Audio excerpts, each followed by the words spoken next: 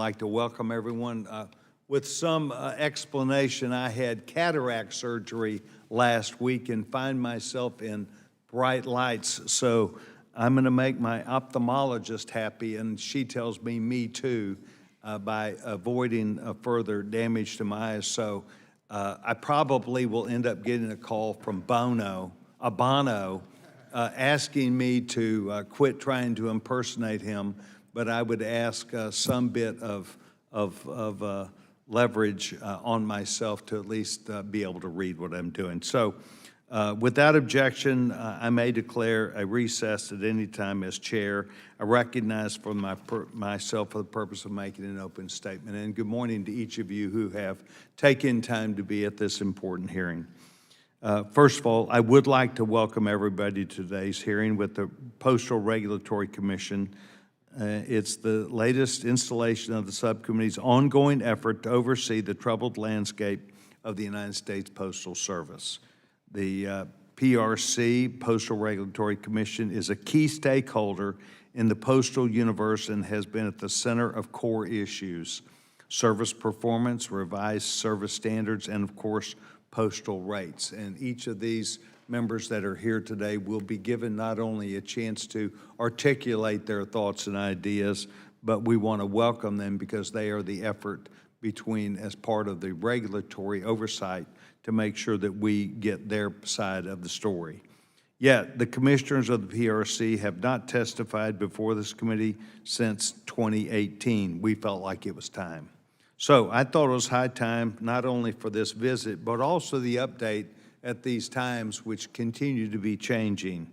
And what has been a recurrent event, the Postal Service finds itself self-identified and by others at a time of crisis. In March, the Postmaster General testified before this subcommittee that the Postal Service would run out of cash in about 12 months, meaning that it would be impossible to maintain anything close to the level of service that not only Congress, but that the American people and customers would expect. Since that time, he has suspended employer contributions to the federal employee retirement system and placed restrictions on non-essential spending. I am not aware of an official estimate of how much these additional time measures have bought the Postal Service, but I'm given the understanding it might be several years. Regardless, the Postal Service needs our attention. It needs the attention of not only Congress, but of course the Postal Regulatory Commission and others who are in this space who provide added service, benefit, and opportunity to the Postal Service, to customers, and certainly as payers into the system. So it just doesn't make sense that we would simply ignore these issues that need to come forth, but rather talk about them, because I too am concerned about postal workers. I too am concerned about us treating not only workers fairly, but making sure that their future is secure. And I too care very much about our Postmaster General, who I think has the right attitude about his service to the United States of America and in service to the Postal Service. I will once again take the opening opportunity to commend former Postmaster Louis DeJoy for doing his best to come up with an enduring solution to the Postal Service's problems. He had lots of ideas. He had lots of things that he put into place. But I also see how the Delivering for America plan is going to did not provide the results that he had hoped that it would. So we're not just back at the table, we're back to where we have to work with each other. Similarly, I commend the current Postmaster General, my friend, Mr. Steiner, for taking on this important task. I'm not sure how many people would have accepted the call from President Trump to do this. He willingly did and is taking this issue on with his team forthrightly. During our March meeting, Postmaster General Steiner told this subcommittee he needs congressional action to increase the Postal Service's borrowing authority, and just 2 days ago, he presented the committee with a number of additional legislative requests. There is no reason to assume additional borrowed funds infused into this unintended business model would be anything more than throwing good money after bad results. So that is part of why we're here today, to get closer on our collaboration not only with the United States Postal Service and its great employees, but also with the Postmaster General. We also have the United States Senate that has a number of ideas about this, and we will include their ideas in.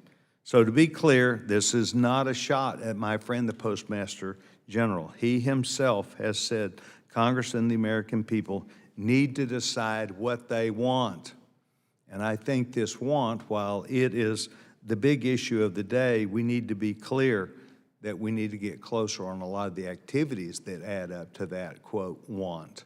And that is the day-to-day running, the decisions that are made, and also the obligations under law and necessary to support the American workers that are called postal workers and the systems that they too are part of. So it's not just a matter of what a customer wants. It's not just a matter of what we want as members of Congress. It is called working together. If we want the status quo, or at least what would be described as the good parts of the status quo, from some people's perspective, we're going to have to pay for it one way or another. We're going to have to understand these are different times. But I would say that since its conception, the Postal Service has provided numerous societal benefit, laborers that work increasingly to the benefit of customers, and we need to make sure we more clearly understand those retirement requirements and expectations. So it must deliver everywhere, not all the time, but darn near close to it. So regardless of how remote or the resources that it takes, we need to focus on the goal at hand, and that is closer understanding what we're trying to aid and be a part of. So what we're going to do here today is to take feedback. We're going to take feedback not only from the Postal Regulatory Commission, but we're going to hear from members of Congress. I would say to you, and I think it's no surprise to Mr. Mfume, almost every single member of Congress has an opinion about the Postal Service also. And I'm sure the Postal Service has lots of opinions that they cannot always express. But that's what today is about, to hear from the Postal Regulatory Commission. I'm delighted that they're here. At this time, I would yield to the distinguished member from Maryland, my friend, the subcommittee ranking member, Mr. Mfume. Gentleman's recognized. Thank you very much, Mr. Chairman. Good morning, everyone. I want to thank Chairman Sessions for calling this hearing on what we all agree is a very important topic.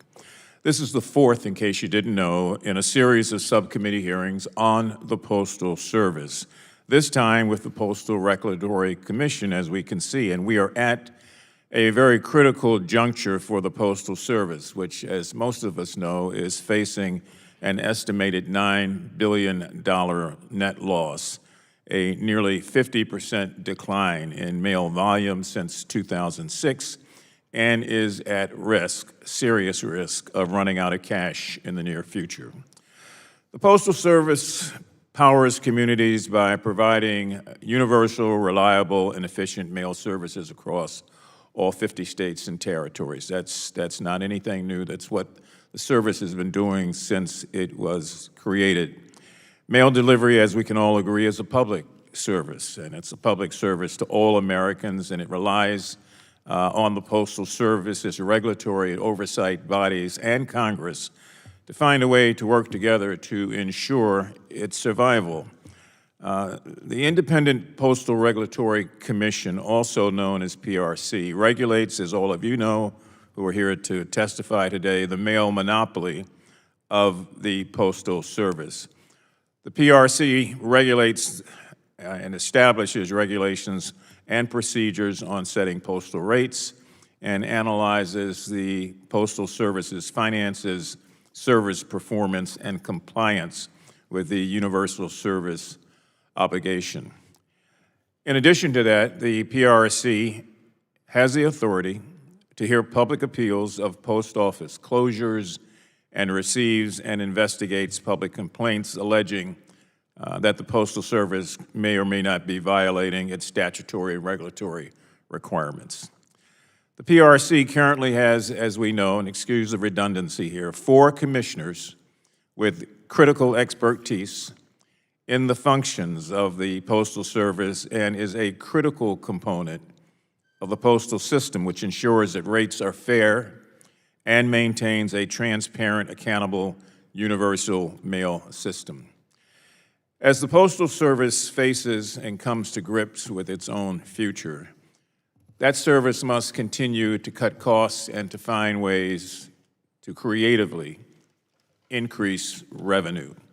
When Congress passed its last major reform bill to support the Postal Service, then Postmaster General DeJoy spent $40 billion on capital investments, reduced performance targets, weakened the service in underserved areas, and any solution that Congress is willing to undertake must include more safeguards to hold this and any future Postmaster General and the Board of Governors to the public by making sure that they're accountable in various ways. So I'm particularly interested in discussing potential guardrails that strengthen the role of the PRC. And while I'm encouraged by the Postmaster General's efforts to prioritize service performance as he leads the Postal Service during this difficult time, I think even more has to be done. So I look forward to the discussion on how we can all work together to put the Postal Service back on, as they say, the right track. I yield back, Mr. Chairman. Mr. Mfume, thank you very much. So that this subcommittee understands, the gentleman from Maryland and I are not only very good personal friends, we try and operate this subcommittee based upon the ability to work together, to talk with each other about even difficult subjects. And while he is given the authority and responsibility, as am I, to hold our own opinion, we try and work together. And I want to publicly thank the gentleman not only for this attribute that he has, ability to do it, but to also let him know that I will continue that as we move forward in this process that seemingly has a lot of work to go. So thank you very much, Mr. Mfume. Without objection, Representatives Walkinshaw of Virginia, Bazinski of Illinois, Lynch of Massachusetts, and Bell of Missouri are waived on to this subcommittee for the purpose of questioning the witnesses at today's subcommittee hearing. I am very pleased today to welcome our witnesses who are before us today. Robert Taub is the Vice Chairman of the Postal Regulatory Commission, formerly sitting in the chairman's seat for over 6 years and totaling over 40 years of public service experience. I first met Robert a couple hundred years ago when I sat on the Postal Subcommittee of Government Reform at the time we had a Postal Subcommittee. And Robert, I'm delighted that you are here today. Ann Fisher has been a commissioner at the Postal Regulatory Commission since 2019. She has served in the federal government for 32 years, to include holding a number of positions in the United States Senate and the United States Postal Service. During her Senate tenure, she was the lead Republican aide overseeing passage of the 2006 Postal Accountability and Enhancement Act. Thomas Day, the gentleman has been a commissioner at the Postal Regulatory Commission since 2023. He also has served 45 years in the federal government, to include 35 years at the Postal Service, where he held a number of senior executive positions. Ashley Poling has been a commissioner at the Postal Regulatory Commission since 2019. Prior to her service on the commission, she held a number of senior roles to serve the United States Senate and the American people. So I want to say thank you to each of you for joining us today. It was important for me, as I told Mr. Mfume, as I had discussions with you yesterday to prepare us for today. I felt like that your insight, your opportunity to express your views and beliefs are very important, and it is my hope today that each of you will be able to not only complete the sentence that you start at the end of 5 minutes, but we'll make sure those points are well made, and I have a slow gavel, as Mr. Mfume knows. So I would now ask each of our witnesses to please stand up. Pursuant to Committee Rule 9G, the witnesses will rise and raise their right hand and answer or affirm as I ask them. Do you solemnly swear or affirm that the testimony that you're about to give is the truth, the whole truth, and nothing but the truth, so help you God? Let the record show that the witnesses answered in the affirmative. Thank you very much. You may now take a seat. We're delighted that you're here, and we appreciate you being here today. I'd like to remind the witnesses that in order for us to maintain proper opportunity for each of our members to come and participate, that we're going to ask that you try and make sure that your time here is succinct and well done. But with that said, that we have the clock that you're aware of, the green light, yellow light, red light. As we get to the red light, please think about those closing your statements that you would have. So we're delighted that you are here, and I now would go to our witnesses, and Mr. Chairman will allow you to come first. The gentleman's recognized.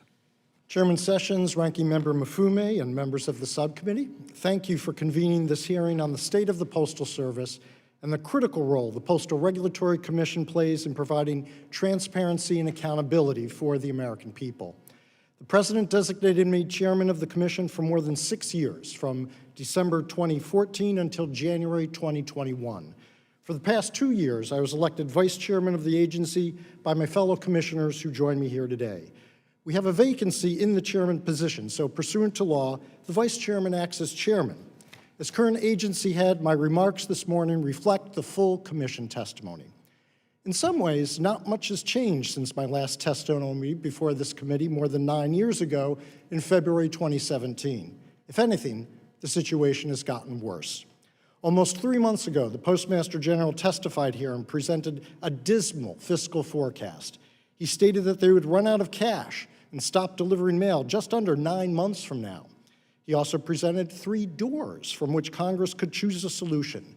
2 doors leading to continued dismal results and the quickened demise of the Postal Service, such as stopping mail delivery, severely reducing service, closing post offices, and raising prices. And one he referred to as the Goldilocks choice, which he championed would be just right, solving all the problems. The proposal includes increasing its borrowing cap from $15 billion to $30 billion, among other options, such as reallocating retiree liabilities, diversifying retirement funds, and modifying current actuarial assumptions to reduce pension payments. Our written testimony dives deeper into the many reasons why the Postal Service is in the situation it is in today and highlights how the Commission has repeatedly raised concerns over the past few years. While the Commission broadly agrees with the Postmaster General on some of the causes, some of the Postal Service's explanations give us pause. Its proposed solutions should also be viewed cautiously. However, we agree with the Postmaster General on the most important solution. Only by first specifically defining what America needs of its Postal Service and what that costs, will Congress then truly know how best to fix the fundamental funding structure while preserving appropriate service and delivery standards, specifically defining the public service mission, that is, the Universal Service Obligation, or USO for short, of this vital government institution should be job one. Before further discussing this important issue of the USO, some words of caution about the Postmaster General's suggested approach in his testimony of just granting the service more freedom to operate like a truly independent entity and ridding it of any regulatory or statutory requirements, then hoping that will make everything better. That approach, combined with the Goldilocks choice, can generally be described as give us more money with less oversight. The Postal Service is not an independent private business. It is a government establishment with extensive special legal privileges, including 2 statutory monopolies valued at nearly $6 billion over letter delivery and mailbox access that no other private sector company is allowed to maintain. This is why Congress established specific and limited statutory and regulatory guardrails and has relied on the Commission for the past 56 years to protect American consumers and businesses from potential monopolistic abuse, such as predatory pricing, poor service, and unfair competition by this government establishment operating in commercial markets.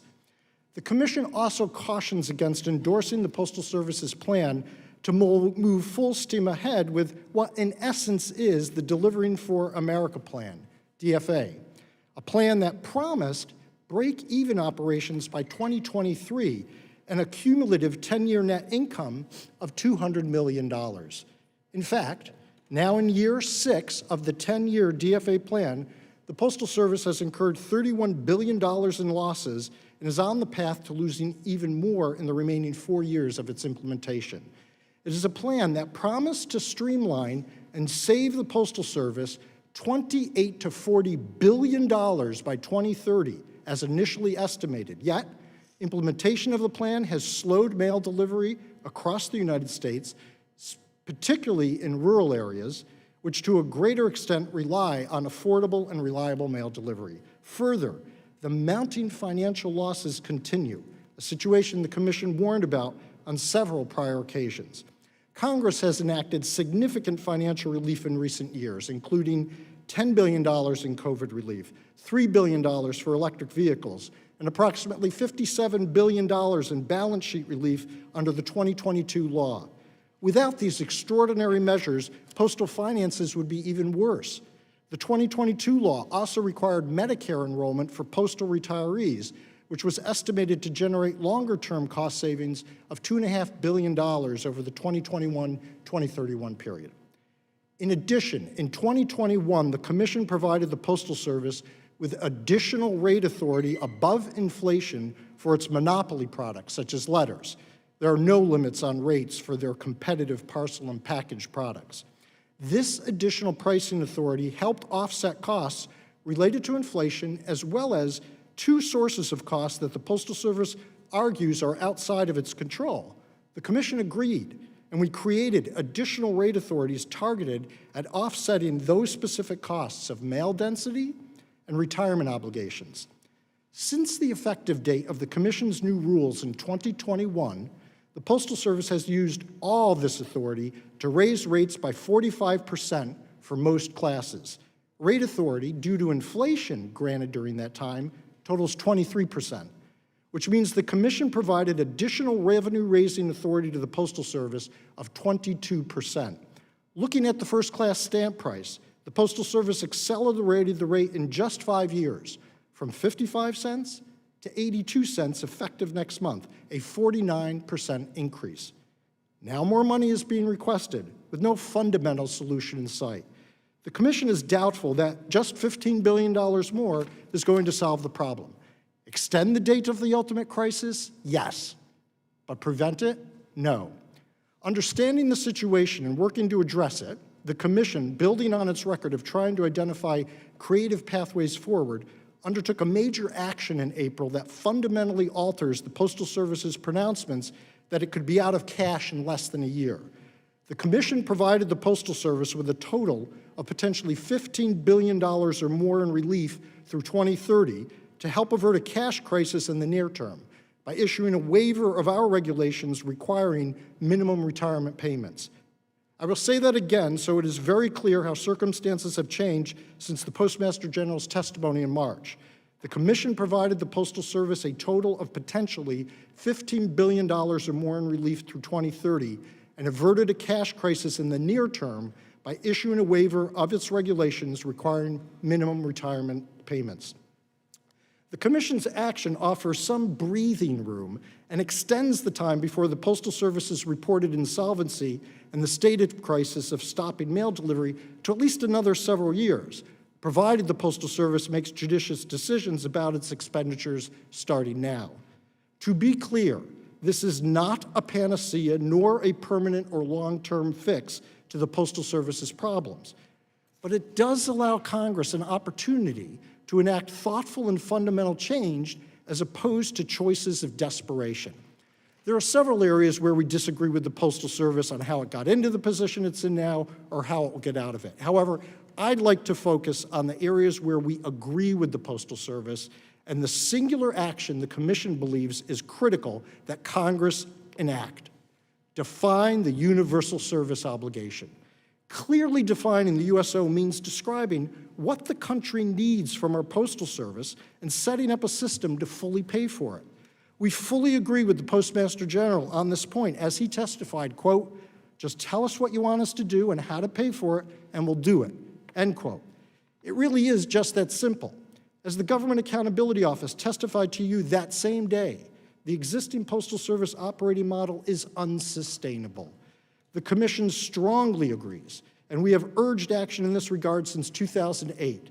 This position has been echoed in recent years by the GAO, the Postal Inspector General, President Trump's task force on the postal system led by the Secretary of the Treasury, among others, which is that the United States needs to clearly define the public service mission for this holy government, not private establishment. In other words, what is the universal service obligation?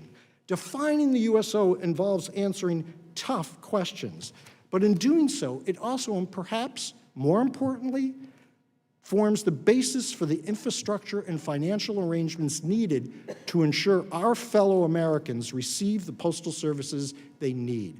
Those tough questions may include: how many days of delivery each week are needed in 2026 and beyond?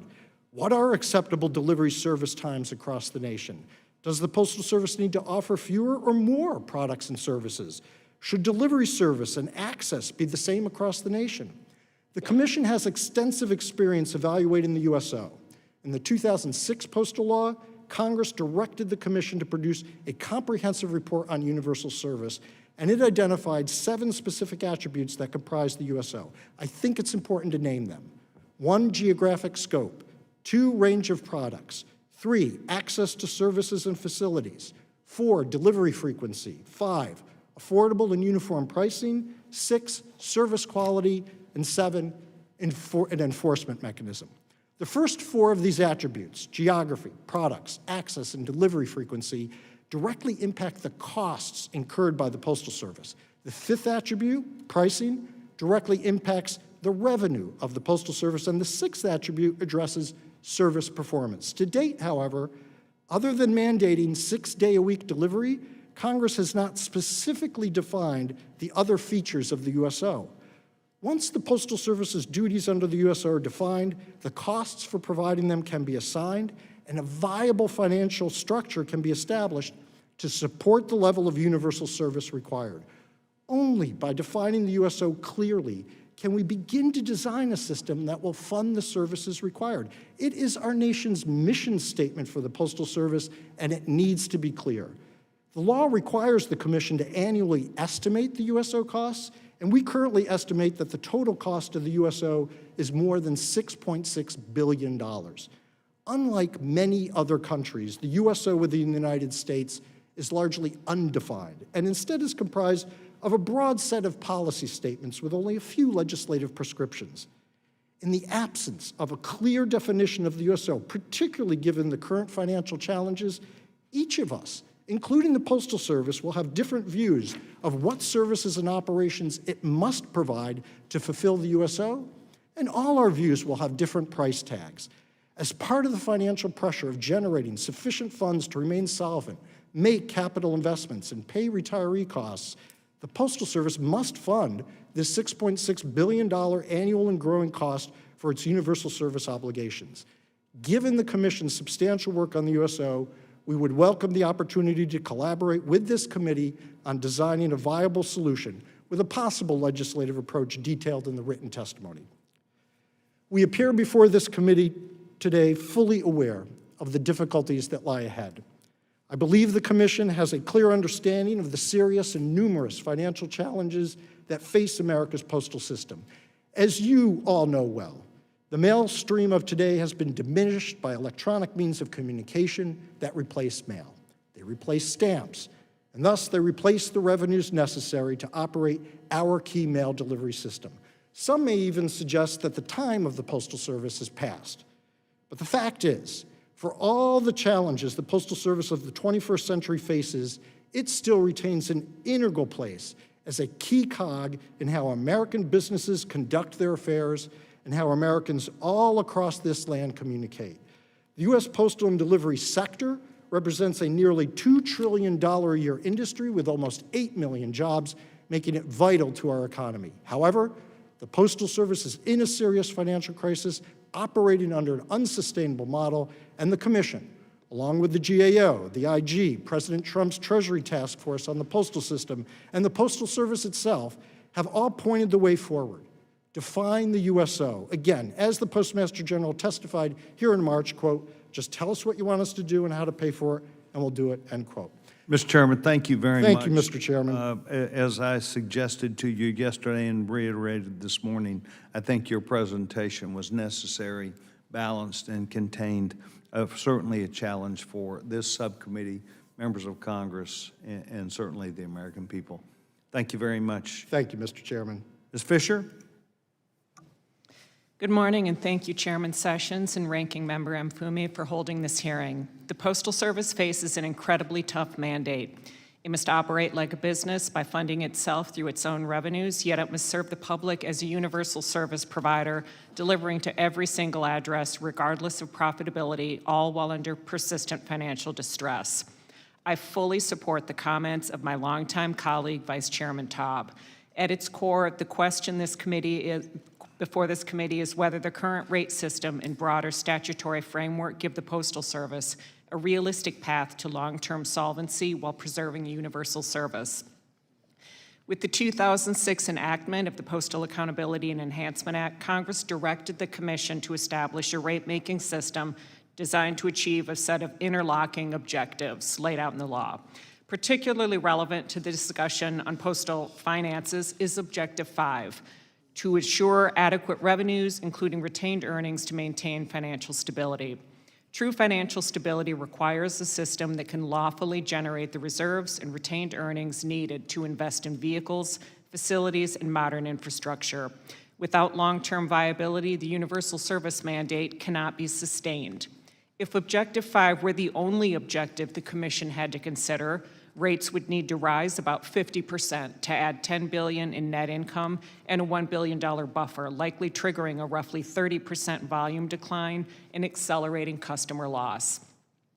Fortunately, that's not the way the rate system is designed. Objective 5 must be balanced with 7 other objectives that call for, among other things, maximizing incentives for operational efficiency and cost reduction in maintaining predictable, stable rates and high-quality service standards.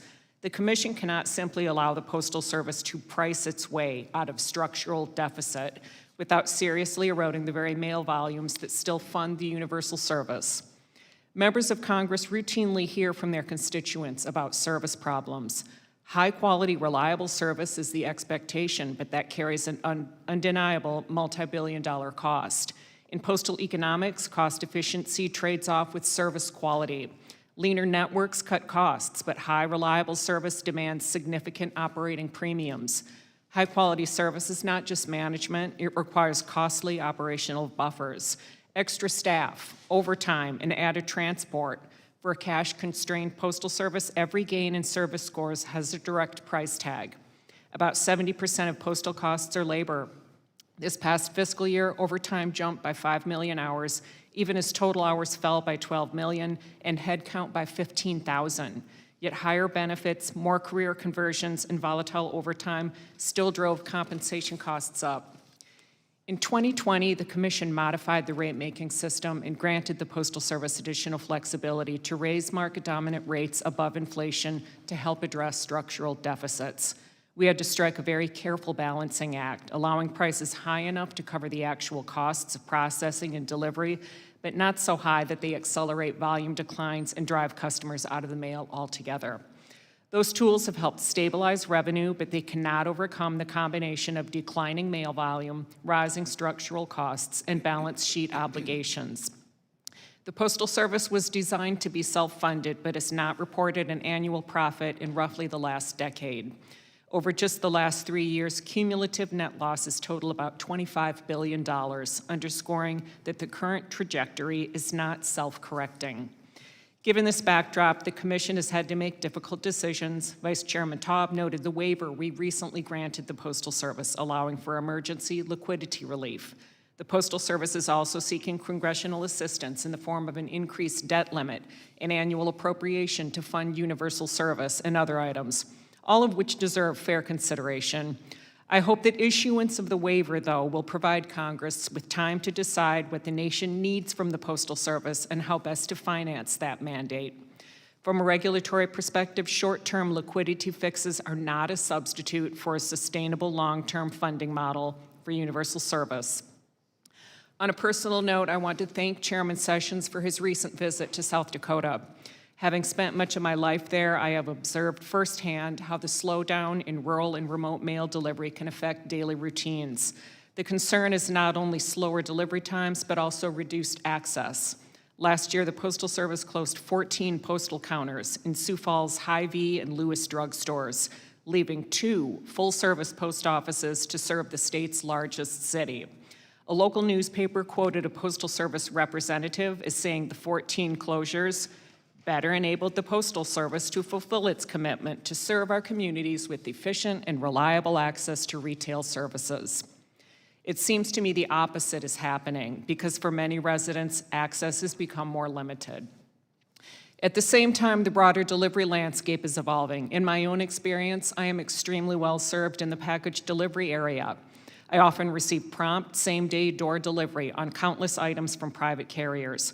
By contrast, Postal Service packages are delivered to a cluster box a quarter mile from my home, which can be difficult to access during winter conditions in South Dakota.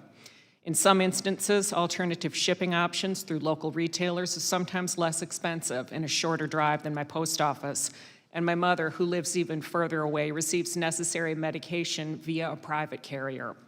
My point is that while delivery options and consumer expectations continue to evolve, rural and remote communities still rely on the Postal Service for affordable delivery of mail and packages. This presents both a challenge and an opportunity to evaluate the current needs of Postal Service stakeholders.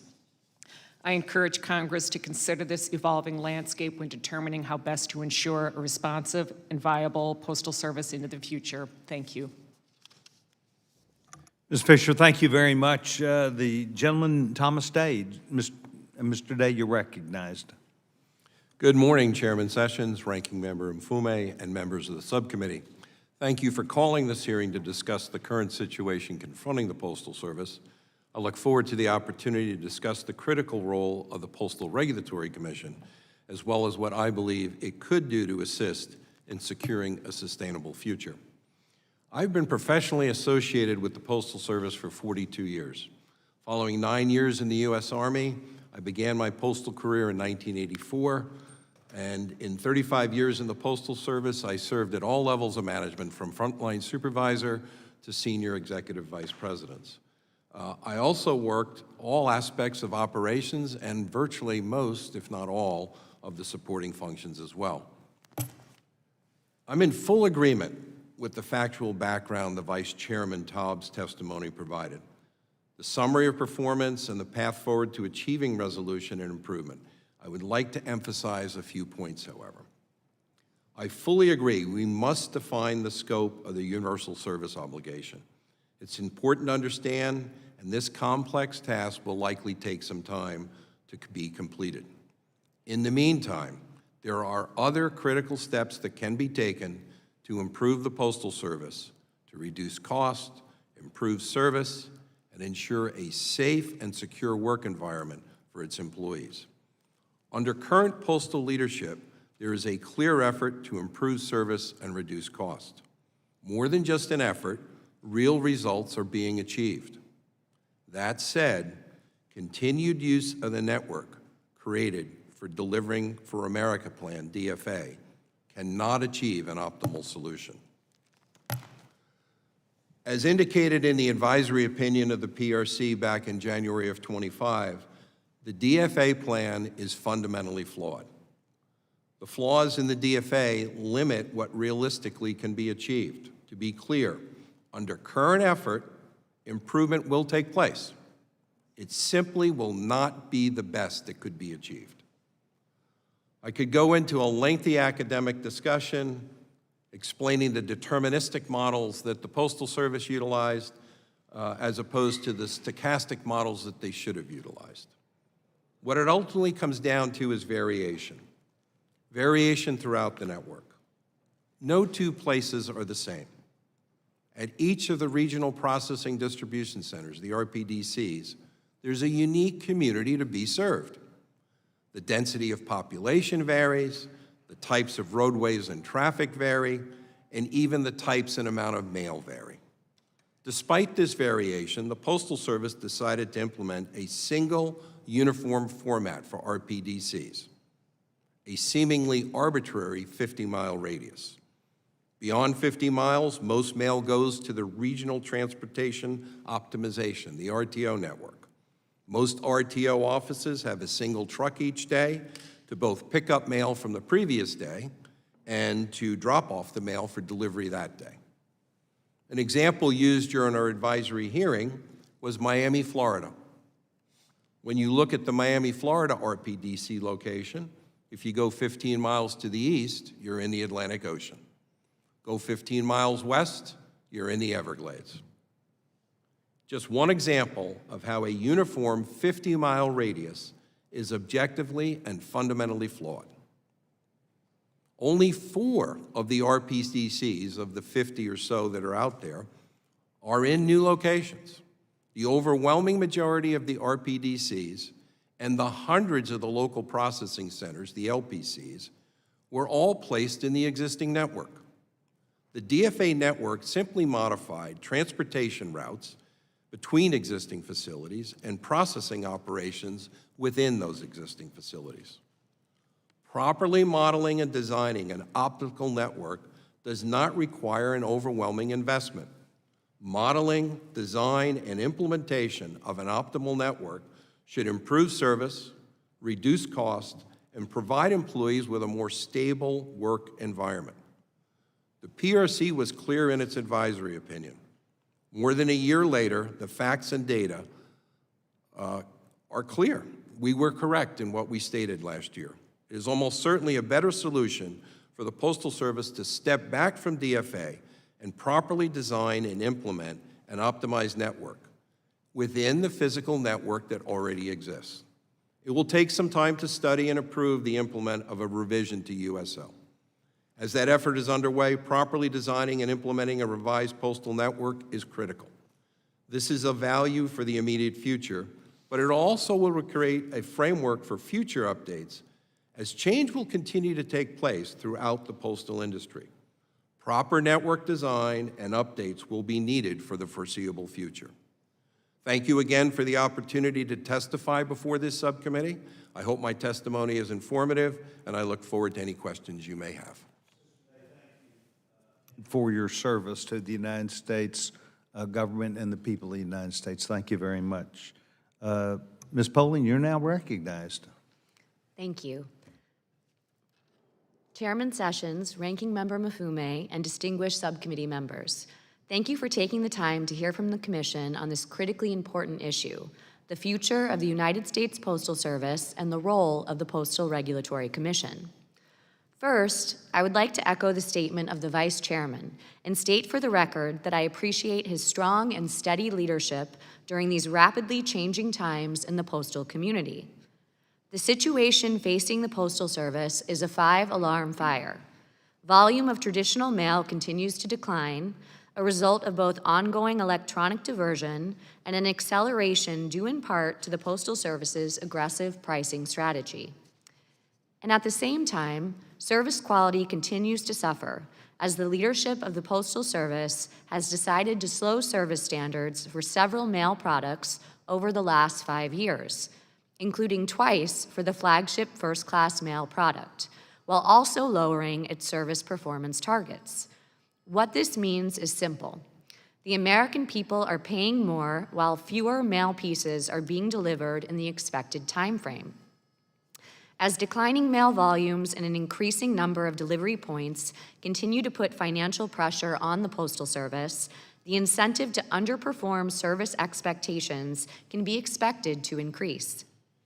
It is likely time for Congress to consider authorizing additional oversight to ensure the Postal Service meets its statutory obligations to the American people, especially if those obligations are spelled out in an explicit universal service obligation.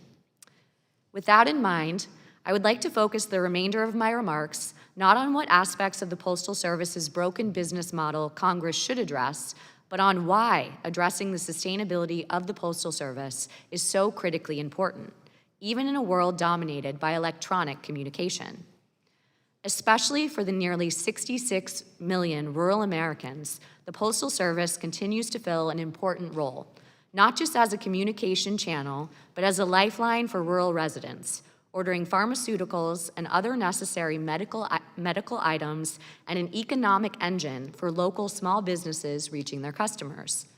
And every year, there are numerous stories of letter carriers saving the lives of elderly residents throughout the country, simply by showing up at their doors every day and noticing that they haven't collected their mail. I started my career in postal issues working for several senators from states with large rural populations, including Montana, North Dakota, and Michigan. I saw firsthand the impact of missed daily mail deliveries and how a post office can serve as the beating heart of a rural community. And in many areas of this country, the Postal Service is the most visible daily interaction that people have with their federal government. In this way alone, it continues to bind the nation together. And it's important to remember that the Postal Service is first and foremost a basic and fundamental service provided to the people by the government of the United States. As Congress works to clearly define the scope of the USO, it is important to acknowledge that the Postal Service has a number of resources that can be utilized for the benefit of the American people. A nationwide delivery network serving every community from New York City to Nome, Alaska. A physical presence in almost every community in the country with over 30,000 post offices and almost 163,000 delivery vehicles making daily rounds to every address. And a large workforce of highly trusted, dedicated public servants. Each of these assets could be leveraged to provide value-added services to the American people. Although the Postal Service Reform Act of 2022 granted the Postal Service additional authority to provide new products and services to federal, state, local, and tribal governments, a recent Office of Inspector General report notes that the Postal Service has barely begun to scratch the surface on these new revenue opportunities. So a critical question for Congress as it approaches the issue of universal service is not only where and when it wants the Postal Service to deliver to the American public, but also what it wants them to deliver. There is hope for the future, but congressional intervention to address the root causes of the Postal Service's problems is a prerequisite to meaningful reform. So what do you do when a fire threatens to rage out of control? It is my belief that now is the time for everyone to grab a bucket and work together to secure the future of the Postal Service that provides high-quality, universal service to all parts of our country. And the Commission stands ready to assist in any way we can to help preserve this 250-year-old national treasure. Thank you again for convening this very important hearing. I want to thank you also for your service to the American people and to thank each of you for being here today. We will now move to the members' opportunity to engage you, and we will move first to the distinguished gentleman, Mr. Burchett from Tennessee. Gentleman's recognized. Thank you, Chairman Bono. It's always a pleasure being with you. I was on a radio station one time in my youth, and I couldn't pick the music because I'd have just picked all country and Western, but they kept playing this dadgum U2 stuff, and I said, I remembered I was sitting on a corner in Belfast, and this guy was saying, yeah, mate, I'm about ready to get out of the music business. I said, no, Bono, you need to stick with it. And literally, weeks later, people came up to me and said, did you really know Bono? And I go, no.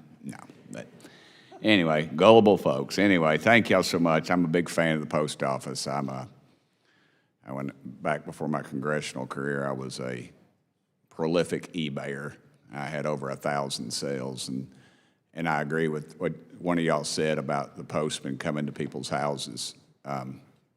They're really a lifeline for seniors, and sometimes it's the only contact they have with the folks out there. And I've had my share of tussles with your all's higher ups because of some management decisions, but that's not with y'all. But anyway, this is for all y'all. What's the market dominant products offered by the United States Postal Service? Congressman, those are the overwhelming majority of letter, flats, periodicals, newspaper, magazines. So when you think of your first-class letters and cards, that's a market-down product. The result is based in statute, which is the idea that if the Postal Service either has a statutory monopoly over that, for example, letters no one else can deliver, or there's a economic test in law, but the Postal Service has market dominance that at a level that they can raise prices substantially, either degrade service without the significant risk of losing business. That's a statutory test. It's regulated as market dominant. If it's not, it's competitive where they have immense flexibility to price like parcels. What you said there, does every category of marketing mail make money, including the flats? Flats is one of the areas, marketing mail flats, where they are losing money, but the rest of marketing mail is actually contributing quite a bit to the overhead. Okay. Or given that those are unprofitable, would you all recommend the Postal Service phase out or restrict some of those products? What we have done in the rate system that we've designed is require the Postal Service to increase those rates to better cost coverage as well as look at reducing the costs. There's, in fact, in the 2022 law, a requirement that the Postal Service study this to get to that issue. We have looked at it. Unfortunately, it is a perennial problem that we've been concerned about for quite a long time. And what percentage of the postal employees fall under the collective bargaining agreements compared to possibly the non-postal federal employees? Certainly the large bulk of their workforce, I don't have the percentage offhand we could get to, are collectively bargained employees. Those are the clerks, the carriers, rural and city, and the mail handlers. That is the bulk of the Postal Service workforce. Now, does the high percentage of union folks give the Postal Service more or less flexibility to adjust postal functions? The collective bargaining requirements have been embedded in the statute since the Postal Service was created, so that does create a mandated process that would be different than other federal employees where they're not under collective bargaining restrictions and mandates. And this may have to go under what you said you were going to get for me. That what's the Postal Service? What percentage of the Postal Service operating costs go to labor, and how can the federal government decrease that amount? Generally speaking, historically, the Postal Service, roughly 70% of the costs are for labor. It's a very, handicraft-focused business, but generally it's been about 70% of the total cost of the Postal Service are for labor. While revenue has been increasing over, say, the last decade, the expenditures have been going up more than that. Just in the last 5 years, their costs have been going up 10%. Variety of factors, but if you got 70% of that bogey as employee costs, that is going to be obviously driving expenditures. Now, I know that Chairman Sessions served with him or grew up with him, but wasn't Benjamin Franklin the first Postmaster General? Indeed, yes, 1775. And it's in the Constitution. The post office is in the Constitution. Article We 1. made sure it got in there. You're not recognized, Mr. Chairman. Article 1, Section 8, Clause 7, yes. Okay, one last question. I've got 7 seconds. What action can Postal Service take right now to extend the timeline before running out of money, and does Congress have to intervene? We provided a waiver of a regulation we required that required payments into the retirement. If the governors of the Postal Service choose to activate that waiver, which means notifying the Secretary of Treasury, that's going to be that frees up $2.4 billion this year. We did it with a time limit of till 2030, that's potentially $15 billion of breathing room in the near term, but it doesn't solve the problem by any means. All right. Thank you, Mr. Chairman. Just for the record, I'm a fan of the post office, obviously, and the people that work there. I'm maybe not a fan of some of their management in the past, but I would hope that we could work together on both sides of the aisle to help alleviate some of these problems, because the post office is a godsend for a lot of people, and a lot of people, my rural folks in my area, get their medicine and things like that, and when it's delayed, their medicine's delayed, and that hurts me. So thank you, Mr. I want to Chairman. thank the y'all. gentleman. I think that the witnesses who are here, as well as others, know that Mr. Burchett attends each of our hearings has a view that I think is very important, and I want to personally thank you for being involved. I think I've told this to the young congressman, and he's agreed. We're all part of the problem, not just each of us individually or as a group. Each of us are going to be a part of that solution. I told him that I appreciate him staying at the table to make sure we get closer to that. So, sir, I want to thank you very much. The gentlewoman, Ms. Norton, is recognized. Thank you. I want to begin by thanking Postal Service employees for their dedication and hard work. In 2020, the Postal Regulatory Commission granted the Postal Service the power to raise mail rates above the rate of inflation. Over the past 6 years, the Postal Service has repeatedly exercised that power to impose higher costs on American consumers.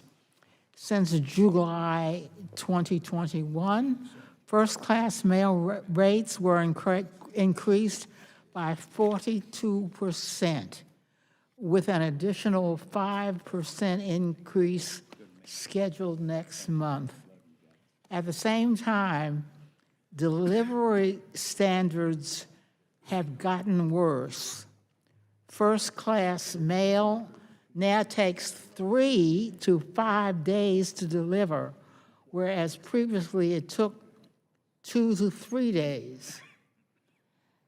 President Trump's reckless actions and misguided policies have resulted in sharply higher gas, grocery, and other prices, and Americans are paying more in postage for worse service. This is simply not acceptable. Millions of people across the country rely on the Postal Service to be an effective, affordable way to pay their bills, file their taxes, and run their businesses. Higher prices mean shutting out many Americans from full participation in our society.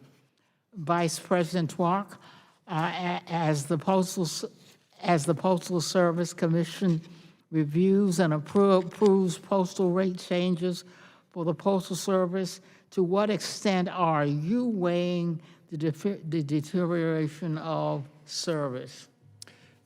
Congresswoman, we take that very seriously, and we are deeply concerned about that. As you referenced, about 5 years ago, the Commission modified, as is a requirement under the law, the market-dominant or price cap system for these market-dominant products where the Postal Service has captive customers, those that you were talking to, who have no other alternatives than the mail. That had been locked at CPI. There's 9 somewhat conflicting objectives in law that the Commission must balance, and those include things like rate predictability, stability. It includes the financial stability of the Postal Service and a variety of others. We looked at that system and found it wasn't meeting those objectives. So we provided the Postal Service, as you indicated, some additional rate authorities above inflation to capture costs that are outside of their control. They made clear they were going to be judicious in their use. They have been maximalist in that use. And as you indicated, we are seeing degraded service during that time. So in essence, folks are paying more for worse service. And hearing those concerns, we started a review earlier on this system, and we identified one of the changes that we actually promulgated in January was limiting the Postal Service, again, on this market dominant side, competitive products they could change daily, to once a year. They were, in many cases, doing twice-a-year increases, which really are attacks on the American businesses and consumers throughout this United States by a government agency twice a year, and we limited that to a once a year. But we did not change the maximum ability to go above inflation, nor the other many flexibilities that the Postal Service has for pricing. Commissioner Day, the universal service obligation guarantees that all Americans, regardless of location, can access public services at uniform rates. What steps will be required to preserve the universal service obligation for future generations? This is part of what the Vice Chair had already said, excuse me. As we look at the USO, we're going to have to clearly define that. It is an open issue. At this point, the Postal Service has been able to redefine, as you've already just said, excuse me, to go from overnight 2-3-day to a 2-day to 5-day service, and even change the service measurement system. Pardon me. The reality is,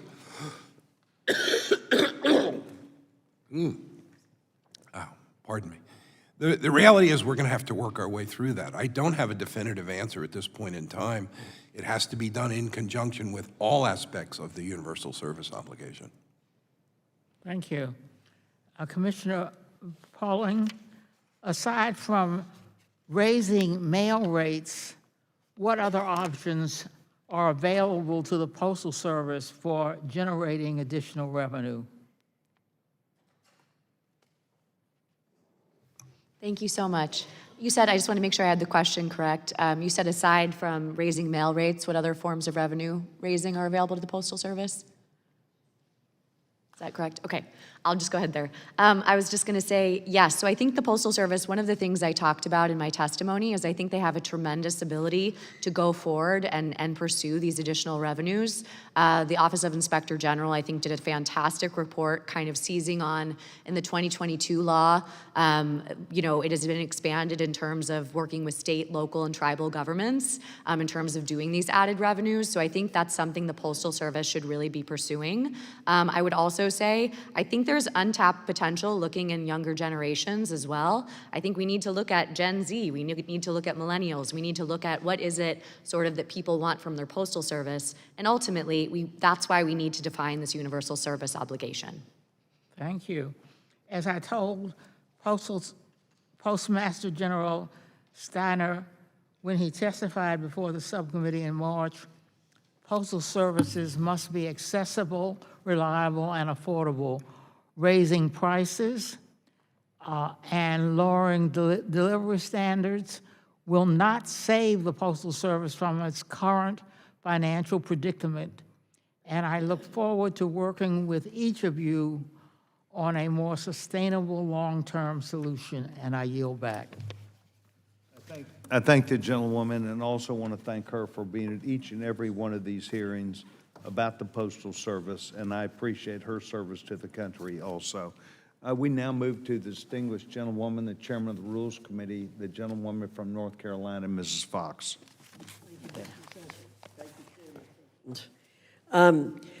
As many people know, I use the post office a lot for all kinds of things, especially personal issues, and so do my constituents.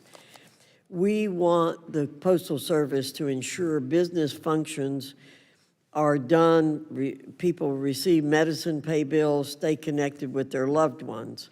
However, during the last several years, the Postal Service's financial problems have not abated.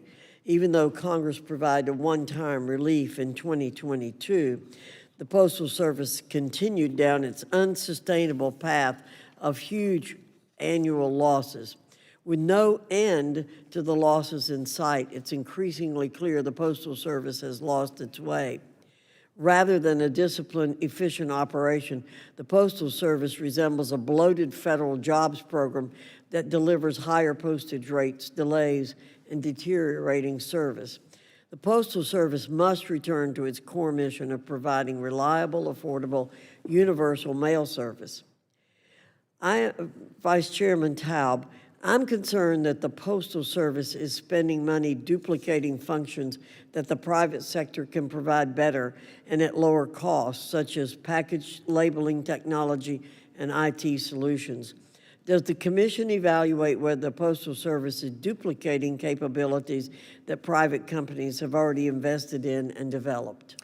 We don't have that direct authority in the law, but I will say the law requires, and I mentioned modify the rate system, there's a requirement in law called work sharing, and it really is based on this idea of a vibrant public-private partnership where if the private sector can do it for less cost than the Postal Service, it makes total sense to have the private sector doing that. Well, does the law allow you to seek more transparency from the Postal Service on how existing commercial technologies can improve service and reduce cost? I would assume it does. You know, there's the separation between the regulator and operator, and so some of what you're describing are operational decisions by the Postal Service to invest, whether it's new technology or invest in a whole middle mile network, which the current plan is doing with promises that that's going to be more efficient. And so, for example, we opened a docket early on when the signs were clear that this plan that I think we all hoped would provide the results was not. And so, indeed, Dr. Fox, you were right on that. That is part and parcel of why the commission needs to exist, is that providing transparency to the American public that otherwise I would suggest we may not even have an opportunity to truly get at. So what problems arise when the Postal Service invests in technologies that can disrupt private sector solutions, especially when those companies' products are regulated by the Postal Service itself? Yeah, deeply, you know, you just go down the list. Not only that is then adding and saddling the Postal Service and the ratepayers with more costs that otherwise could be inflected by leveraging the public-private partnerships, but it's affecting the private sector of the United States, a government establishment and commercial marketplace. We do have authority based on the 2006 law to police through complaint, where the Postal Service is using its regulatory authority to unfairly compete with the private sector. And so those are areas that we've had a chance to police, but we have not actually adjudicated many of those complaints. But that is a deep concern, and we do have authority over that. So the Postal Service keeps raising rates on mailers well above inflation, which is unsustainable. Businesses in my district must make tough decisions, such as laying off staff, and newspapers and magazines must cut print days, which results in less local news and information reaching constituents. Everyone involved pays more for a worse product. What remedies do you believe should be implemented? We have an open docket right now that's ongoing, looking at that market-dominant rate system and whether there should be changes, including those additional rate authorities above inflation that I mentioned we provided the Postal Service. I would note Postmaster General testified and has continued to allude to in that pending docket, the Postal Service has filed their perspective as to how we should modify that, and their recommendation is that we should get rid of any price cap limitations on the Postal Service. Just trust the Postal Service to raise rates as they deem appropriate. And in the alternative, if we don't do that, their petition suggests that we grant them upwards of 23% one-time authority to do that. That's pending before us. It's an ongoing docket. Like everything we do at the Commission is in the light of day, where we get notice and comment, Administrative Procedures Act. Any party, including the Postal Service, they don't like our final decision, can take us to the D.C. Circuit. And I would suggest a little different than the Postal Service itself, which is exempt from the Administrative Procedure Act. We're there to really represent the public interest, and so we are looking at that issue right now. Well, I thank all our witnesses. I thank the chairman, and I will be submitting some questions after the hearing. Thank you. Chairman Fox, thank you very much. We'll look forward to getting those questions, and of course, each of the witnesses will be expected to respond back to those, as I know that they will. Thank you very much for your constant feedback to me since the day I took over this job. Virginia Fox has made sure that she's a regular visitor with me on these issues. Thank you very much. Gentlewoman yields back time. The gentleman from Florida, Mr. Frost, you're recognized. Thank you so much, Mr. Chairman. I want to start by talking about the Regional Transportation Optimization Plan, the RTO, that might impact 72% of all post offices. At a previous subcommittee hearing, I was able to ask the Postmaster General about the RTO plan directly, and now I just want to hear from you all. Commissioner Polling, does the PRC believe that the RTO plan will achieve its projected cost savings and improve the financial health of the Postal Service? Thank you, Congressman Frost. The Postal Regulatory Commission issued an advisory opinion in January of 2025, and in that advisory opinion, we actually did find that the changes the Postal Service was making would disproportionately harm rural America.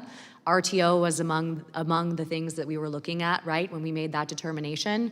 Unfortunately, and the thing is, I think we're all here wanting to make sure the Postal Service is better, wanting to improve it. I don't think it brings any of us any joy that some of our findings were right in that advisory opinion, but as things have been borne out to date, yes, I think the RTO is something that has proven to be very challenged. And, you know, again, in the advisory opinion process, the Postal Service has the ability to look at our recommendations, but they don't have to follow them because it is advisory in nature. How might the RTO or similar restructuring activities negatively affect mail delivery times? I think that's a really good question. I think we've seen, obviously, service standards change and be degraded drastically, particularly over the last 5 years. 2 times service standards have already gone down. So I worry a lot about what does a local citizen know about their delivery times. We actually did make a recommendation in our advisory opinion that said, maybe you should put something to the Postal Service, put something maybe on these blue boxes saying how much longer it's going to take, right, when we're adding in these extra days of delivery.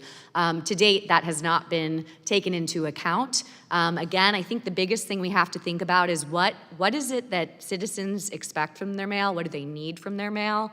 And frankly, they need to be given a lot more transparency from the Postal Service. They need to understand how long it's going to take something to be delivered. And right now, I worry about that disconnect between maybe what the Postal Service is saying with service standards and these changes that have been made, and then the actual experience that customers are having on the ground.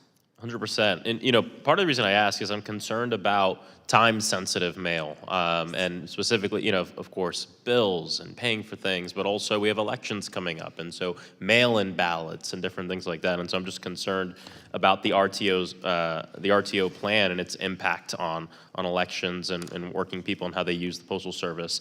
I also want to spend a few minutes talking about the importance of having an independent United States Postal Service and a knowledgeable PRC. Vice Chairman, can you speak a little bit about your qualifications and experience that you feel prepared you for this role? Sure thing. The chairman had mentioned he's had the honor and privilege and joy of working on postal issues for nearly 3 decades. When he came to Congress and was assigned to the Postal Service Subcommittee on this committee at the time, I happened to be its staff director. And so I've been on this journey of trying to help ensure that this important vital service to America is delivered. The statute in 2006, when it was modified to create the Postal Regulatory Commission, did add qualifications in statute for Postal Regulatory Commissioners.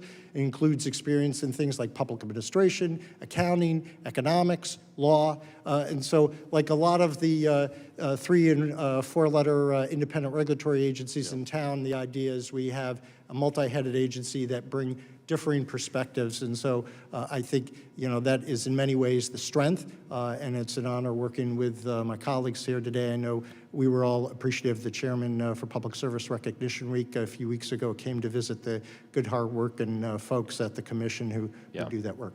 Thank you. I mean, it's clear that you all care about the financial health of the USPS, and the qualities you all possess are also important qualities for nominees to the Postal Service Board of Governors as well. I'm very concerned about the president seeming to nominate people to the board that have his best interests in mind and not the best interests of the USPS, like his most recent nominee, Anthony Lomangino, who is also one of his top donors. He's a co-founder who put millions of dollars into a super PAC to help get the president reelected.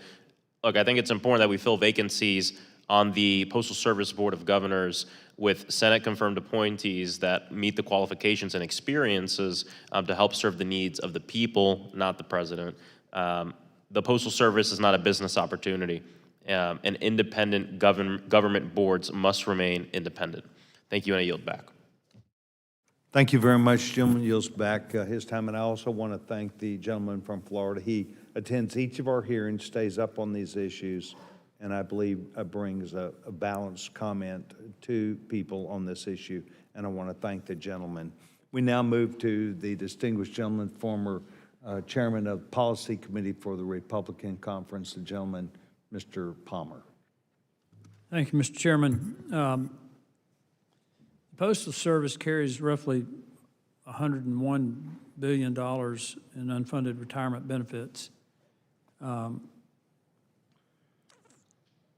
You had to, you're spending about $10 billion a year trying to meet those obligations. It's a huge hit on your annual fiscal year budget. And back in April, you had to suspend contributions out of concern that you would run out of cash. I just wonder from each of you how much thought you've given to the recommendations from the Inspector General about diversifying your retirement investments into other assets beyond Treasury securities. Again, with Mr. Taub. Congressman, one of those things, all of the above, all of those ideas are worthy to be considered by Congress. We would simply suggest before Congress jumps into those decisions, we first focus on what is the public service mission that America needs from its Postal Service, defining its universal service obligation. Well, if you're going bankrupt, which you're headed in that direction, if you were a private company with over $100 billion unfunded liability, you've got to start thinking about this differently. Exactly. That goes to the heart of defining the mission. But Congressman, you're right on. There is, on that balance sheet, an enormous debt to the American taxpayer for the retirement obligations that they have not paid for over a decade. The Commission added additional rate authority for those market dominant products that if they chose to do it, they could finally start making some payments, which they did do. We stepped in earlier this year at their request to look at that and waived that requirement. But you're right, it's on the books, but they've been, in essence, not paying that. In some ways, I'd say, in essence, unilaterally. We're not going to let people who've spent their career delivering the mail lose any of their retirement benefits, but at the same time, you can't let the obligations for the retirement benefits bankrupt the entire operation. Right. So do you think we're at a point where Congress needs to consider amending federal law to allow the Postal Service to diversify its retirement investments? Because everyone that has looked at this believes that this would significantly reduce the burden. Yes. Yeah, that would be, again, trying to help the Postal Service. It's been looked at. I think it's a reasonable suggestion. Obviously, the Secretary of the Treasury would have some equities here that would need to be at the table. But from our perspective, while it's outside the direct lane of the Commission, definitely all of the above, things that can help it. But on the retiree, the action I was mentioning gives all of us as policymakers in Congress a little bit more breathing room as opposed to reaching for choices of desperation right now. Yeah, well, the fact that you had to suspend the employer contributions is indicative of how dire the situation is. And Mr. Chairman, I think maybe we ought to try to look at this in a bipartisan manner to give the Postal Service the ability to diversify its investments. Because everyone who's looked at this agrees, unless some of the other commissioners disagree, and I haven't heard from them, that this would largely mitigate the problem. My other question, and not anyone can respond to this, is what other cost-saving measures is the Postal Service considering? The Postal Service, as you mentioned, not only unilaterally separate from our actions, suspended the $200 million every 2 weeks for their current FERS employees. The Postmaster General just recently issued a directive where they were not going to hire new positions. They would still backfill and limited expenditures on certain things like travel and all of that. So Postmaster General has announced certainly the FERS withdrawal gives them quite a bit of money and the payment, but they are undertaking right now efforts to conserve cash, which again changes that being broke at the end of the year to a little more breathing room, but it's not a permanent fix. Well, I thought I saw some smiles and nods from the other witnesses. I do appreciate your response to my question, my concerns about this, and I think there's some opportunities here for us to work together on this issue that could really help the Postal Service. When Mr. Chairman, they're spending $10 billion a year just on the unfunded part of the retirement obligations. I appreciate the witnesses being here, and I yield back. I want to thank the gentleman, Mr. Palmer, not only for his comments and insight, but this is part of that huge issue that each of our postal regulatory commissioners have spoken of today, something that has been important for the Postmaster General, the dialogues between our staffs, the dialogues between each of us, and that is why it was referred to as a 5-alarm fire this morning that we do need to pay attention to. It is not one subject, it is a big subject, and it is the purpose of these hearings, Mr. Chairman Palmer, is to do exactly as you suggest, and that is to get into the intimate details of the piece parts about how we're going to pay for this, because it's a big system, and there's a lot at risk, and I appreciate the distinguished gentleman for taking time to be here today. I next would like to go to the gentlewoman, Ms. Randall, to be recognized at this time. Gentlewoman is recognized. Thank you, Mr. Chairman. Like so many rural communities across the country, the Postal Service is crucial to folks in my district. Tribal members, veterans, military families, aging neighbors across Washington 6th rely on the Postal Service to deliver life-saving medications, to pay bills, to stay connected to their communities, especially in a place where reliable internet is hard to come by. One of my constituents recently wrote to my office after experiencing multiple serious delays in just the span of 1 month. A certified check sent from Carlsberg to her credit union was expected to arrive in a few days. It took weeks. A priority mail check sent from Squim also took roughly 2 weeks to arrive. And a bill mailed to her waste and recycling provider still has not arrived more than 2 weeks later. It's not just frustrating. For a household trying to deposit a tax refund, pay bills, and manage daily life through a mail system, they need it to be reliable. And in a universal vote-by-mail state like Washington, those same delays raise concerns, especially when our democracy and free and fair elections are under attack.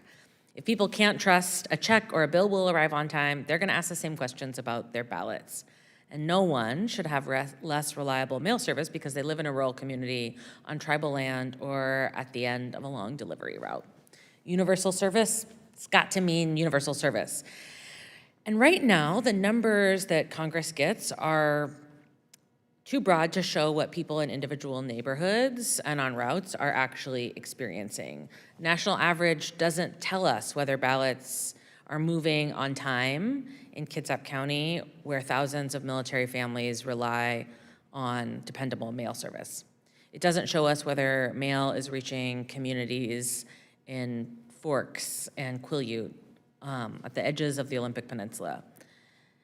We need to know how the mail is performing community by community, particularly when we depend on it for our ballot delivery. That means looking at the 3-digit zip code data and service performance across every congressional district. Commissioner Polling, in a universal vote-by-mail state like Washington, how should Congress be thinking about Postal Service performance as part of election access and voter confidence? Thank you, Congresswoman Randall. I appreciate the question, and it's certainly very timely.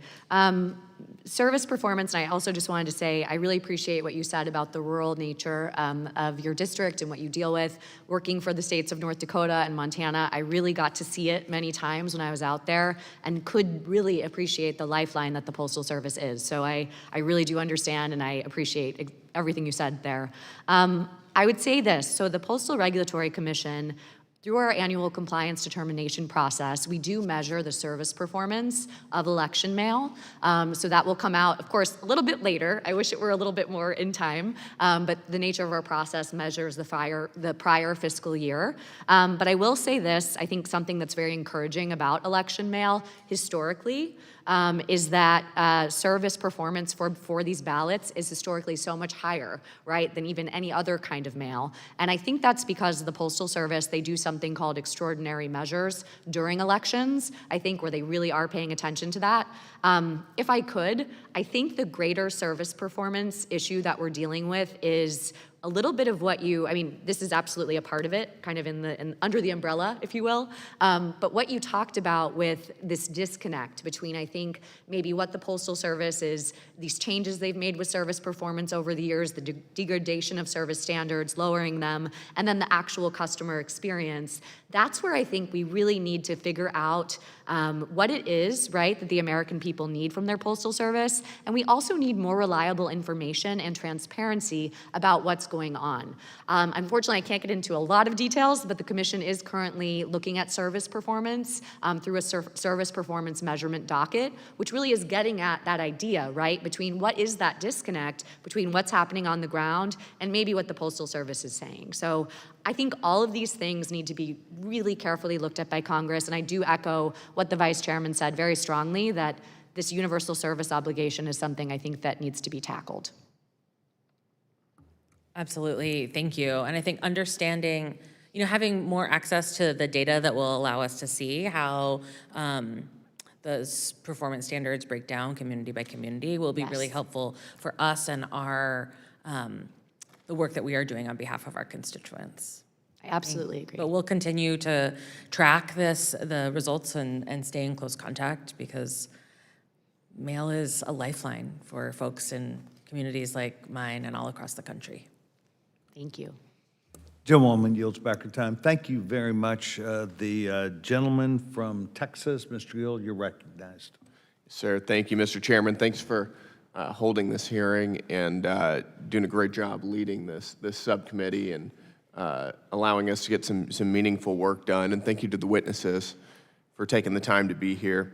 Mr. Taub, I've got a couple questions for you. Yes, sir. Do you know how much the U.S. Postal Service lost in fiscal year 2025? About $9 billion. $9 billion. And what roughly how much did it lose in the last 3 years? The last 3 years, you're looking at roughly 20-some billion. Again, go off the top of my head, we know they've lost $31 billion in the 5 years since they've undertaken this DFA plan. $31 billion in 5 years. And despite massive financial relief in the wake of COVID and the Postal Service Reform Act of 2022, we're still seeing massive budgetary holes. Is that correct? That is correct. Got it. And how much do you expect the Postal Service to lose over the next several years? Do you have an estimate that you could sort of walk us through? I don't have a good estimate, but I would feel very comfortable assuring you it's going to be considerable. Yep. And your testimony alludes to the fact that the USPS believed the Delivering for America plan would lead to the Postal Service breaking even by 2023. Is that correct? That was the initial estimated plan, in addition to a promise of $28 to $40 billion of self-help by 2030. Can you help us understand why that didn't happen? Well, certainly it would seem to suggest a flaw in the plan. The Postal Service certainly points to a variety of factors which are true. Inflation, circumstances change. But at some point, after year after year after year, when it seems that the initially estimated predicate of building out a middle-mile network to save $28 to $40 billion is not occurring, it just raises the question, is it time to reassess if this is the right path we're on? And what about some of the underlying assumptions on mail volume and package growth, pricing? Can you walk us through some of those and what you expected and what turned out to be the case? Well, again, Postal Regulatory Commission is not the operator. We're a regulator trying to provide transparency, and so the DFA plan, as the operator's plan, it moved forward and continues to this day. But it was, as you alluded to, predicated on the idea of building out a middle-mile network to capture what was expected to be significant growth in the competitive parcel package market. And with each passing year, we see that market actually becoming much more competitive. In fact, the volume that the Postal Service is getting from this is dropping off. And although revenue is significant in that area for the Postal Service, in no way can it make up for the large amount of contribution to the overhead costs that the market-dominant products, letter mail, periodicals, magazines, those are the type of marketing mail, those are the ones contributing to the overhead. So the whole predicate of the plan, while I think all of us had hope that it would play out, doesn't seem to be where things have gotten us or going. And can you help me understand how employee count and mail volume have trended over the past few years? Do you know how many employees did the USPS have in 2010? In 2010, I don't have that number offhand, Congressman. Okay. It's about 671,000 employees. Do you know what it was in 2025? I believe in roughly the same neighborhood. So about 624,000 employees, so a reduction of 45,000 roughly. Yeah. Do you know how mail volume trended during that period? Overall, mail volume continued its unrelenting decline. Yep, declined by about 36% during that period. Do you think that the difference between the decline in mail volume and the decline in employee count had something to do perhaps with the decline in profitability? Oh, certainly, you know, one of the measures that the Postal Service has used since 1963 is what they call total factor productivity to measure the efficiency of the Postal Service.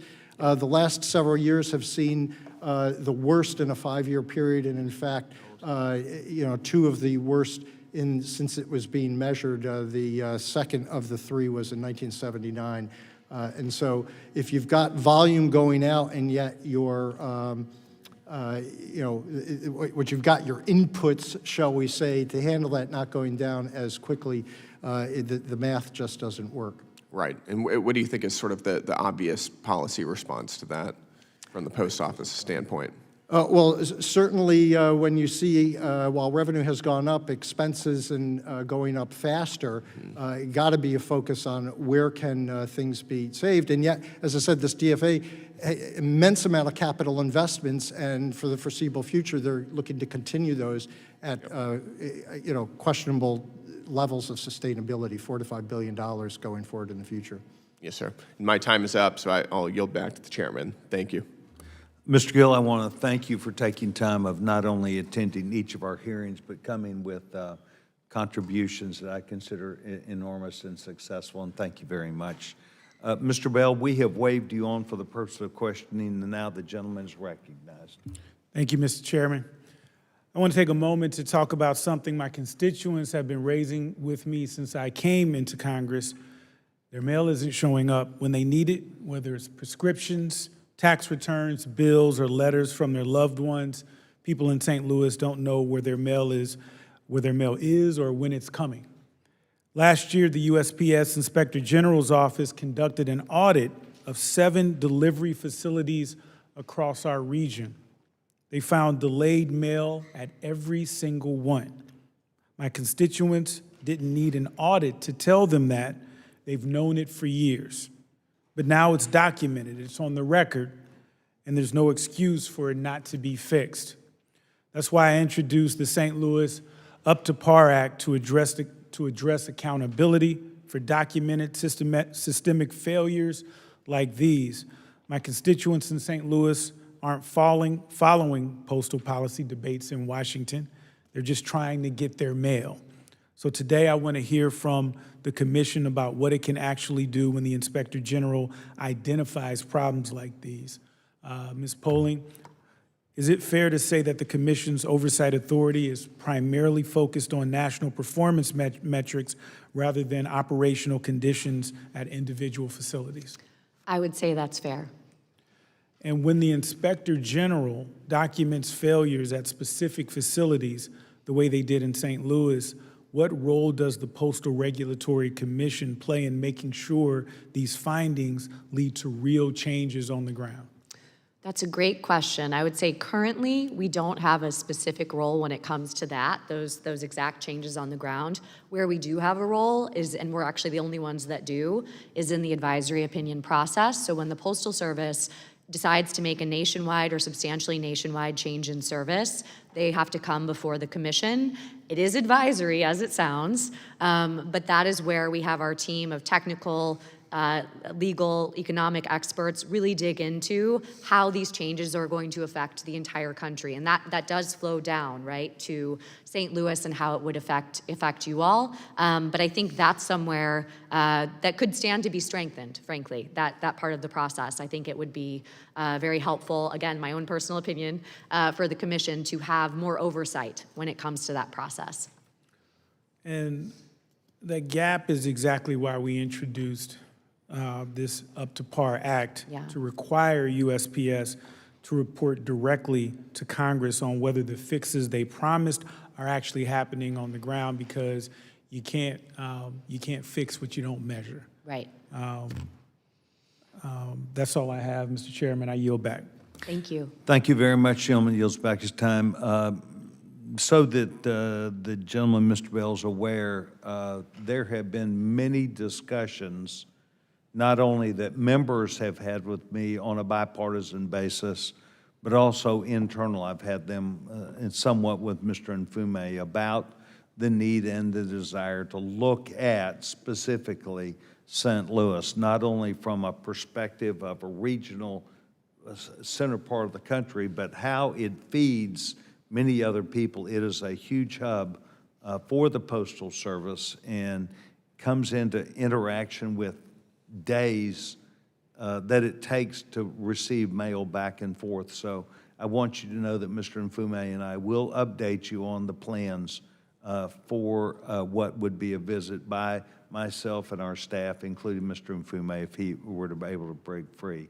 And Mr. Chair, if I may also say, this has been a bipartisan effort even amongst our congressional district, and so I appreciate your remarks. Well, Mr. Bell, thank you. In fact, Mr. Nfume and I insist on making sure that it is something not just bipartisan, but also players in the arena be able to talk to each other, whether it be a Postal Service or other people who are engaged in that area also. So Mr. Nfume has told me that you would be here, your needs, and we will get back to you. And I want to thank the gentleman for being here. Thank you, Mr. Chair. Yes, sir. Gentleman yields back that time. The gentleman now, Mr. Jack, is recognized.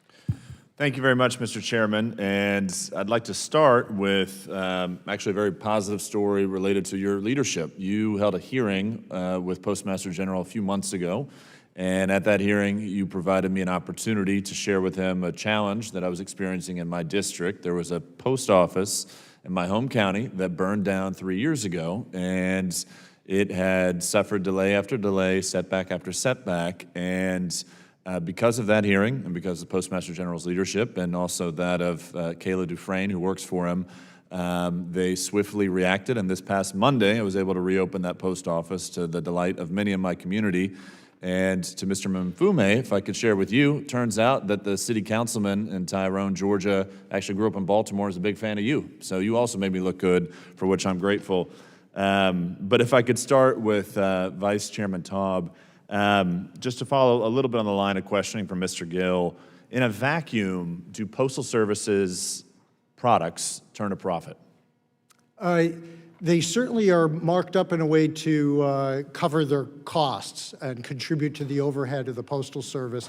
There are a few products that are underwater. Marketing mail flats are one of them, and a couple others that are the entire class of periodicals, magazines, have been a perennial problem for 20 years in terms of covering their cost. And then there's an Alaska Bipel that the last few years those costs have risen. Except for those three, on the market dominant side, while the volume continues to go down, they are contributing to the overhead. And of course, on competitive products, while not the same level of volume or kicking into the overhead, they are not only covering the cost, but contributing to, it's just, while that's the good news on the revenue side, the expenditure side of the equation is going up faster. And could you break us, I know you've spoke about it at length today, but talk through a few of the expenditures that in recent years have really exploded in costs to the Postal Service and help us identify what those are. Certainly, when you look at the Postal Service and their cost structure, and this has been generally the case for decades, is about roughly 70% are for labor. And it's just the nature of the operation and how it works.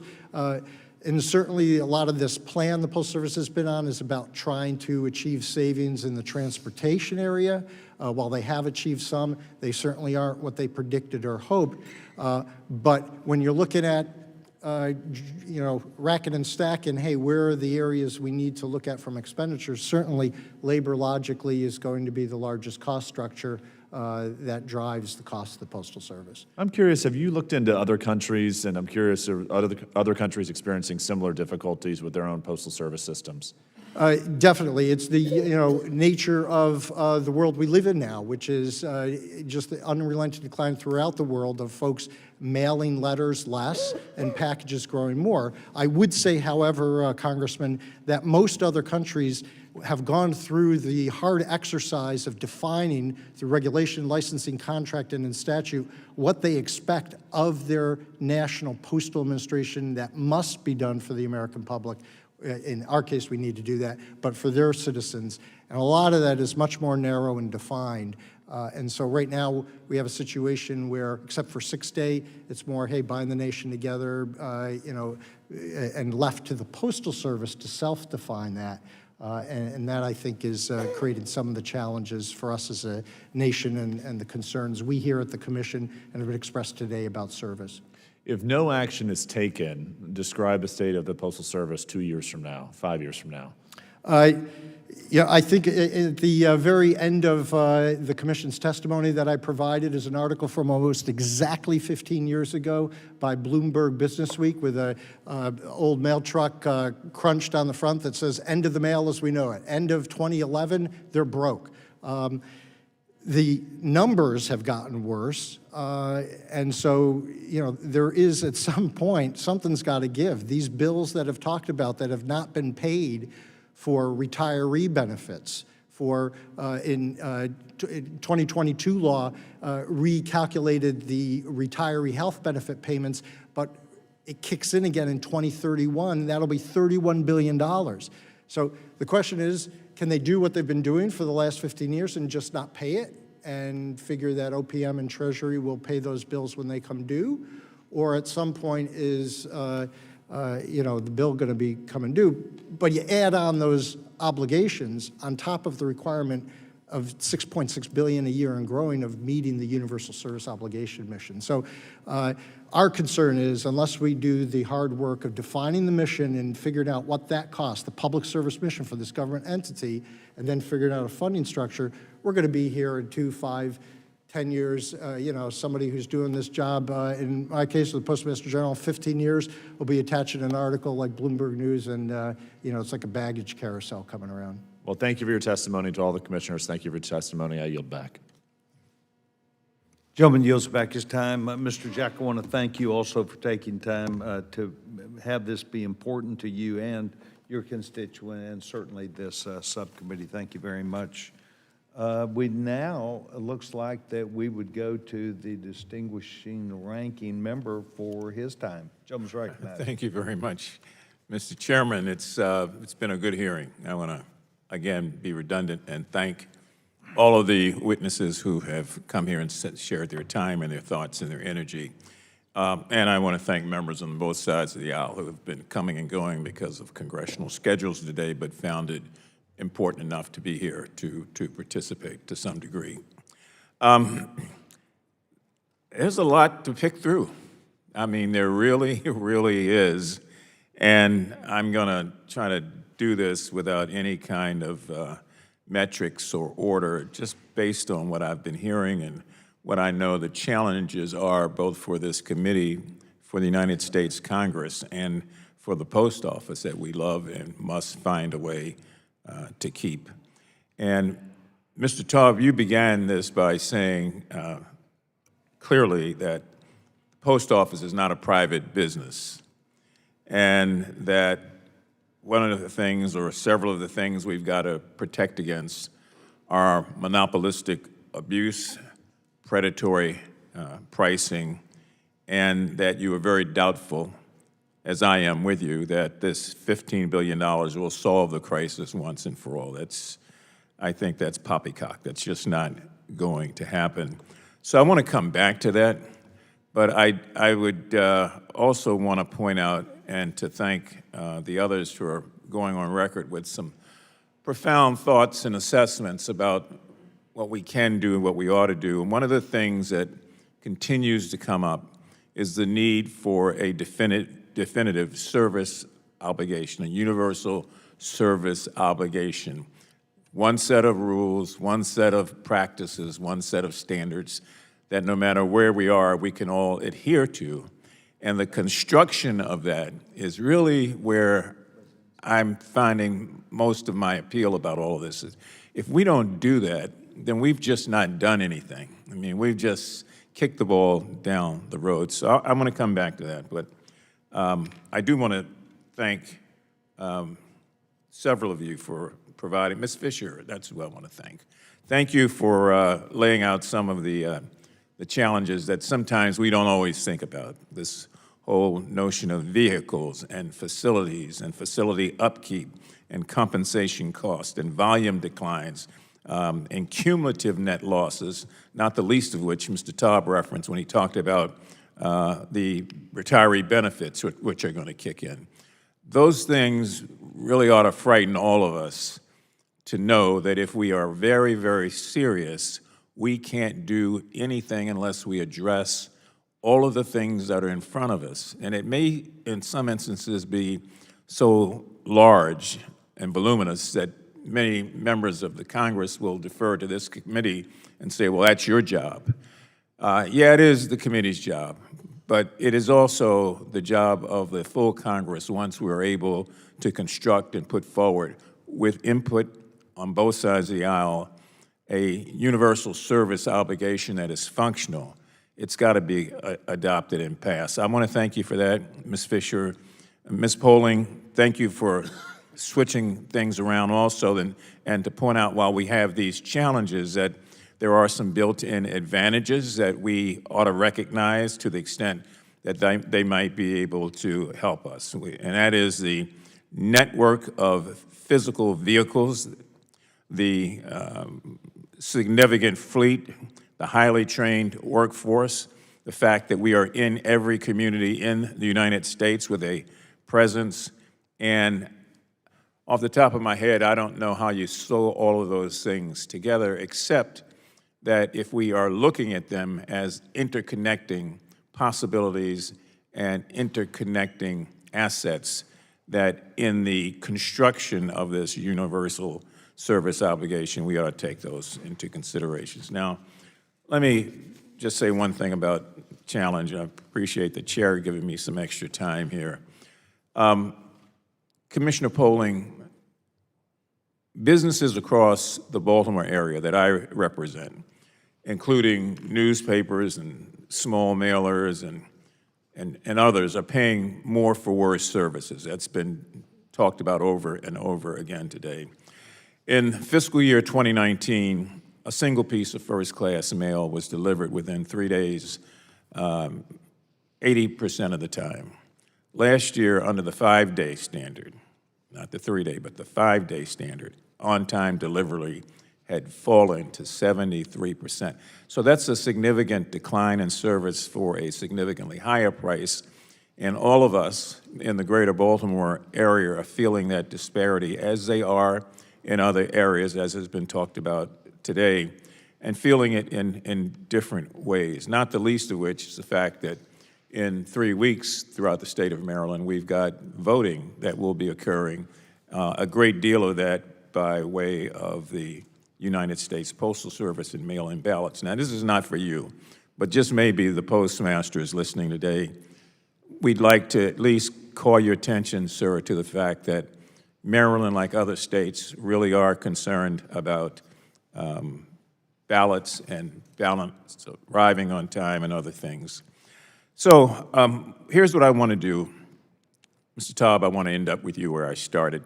I've got a question because I was really perplexed when I heard the president talking about the idea of floating the Postal Service into the Department of Commerce, as if that was going to heal many of the things that you've already pointed out are challenges.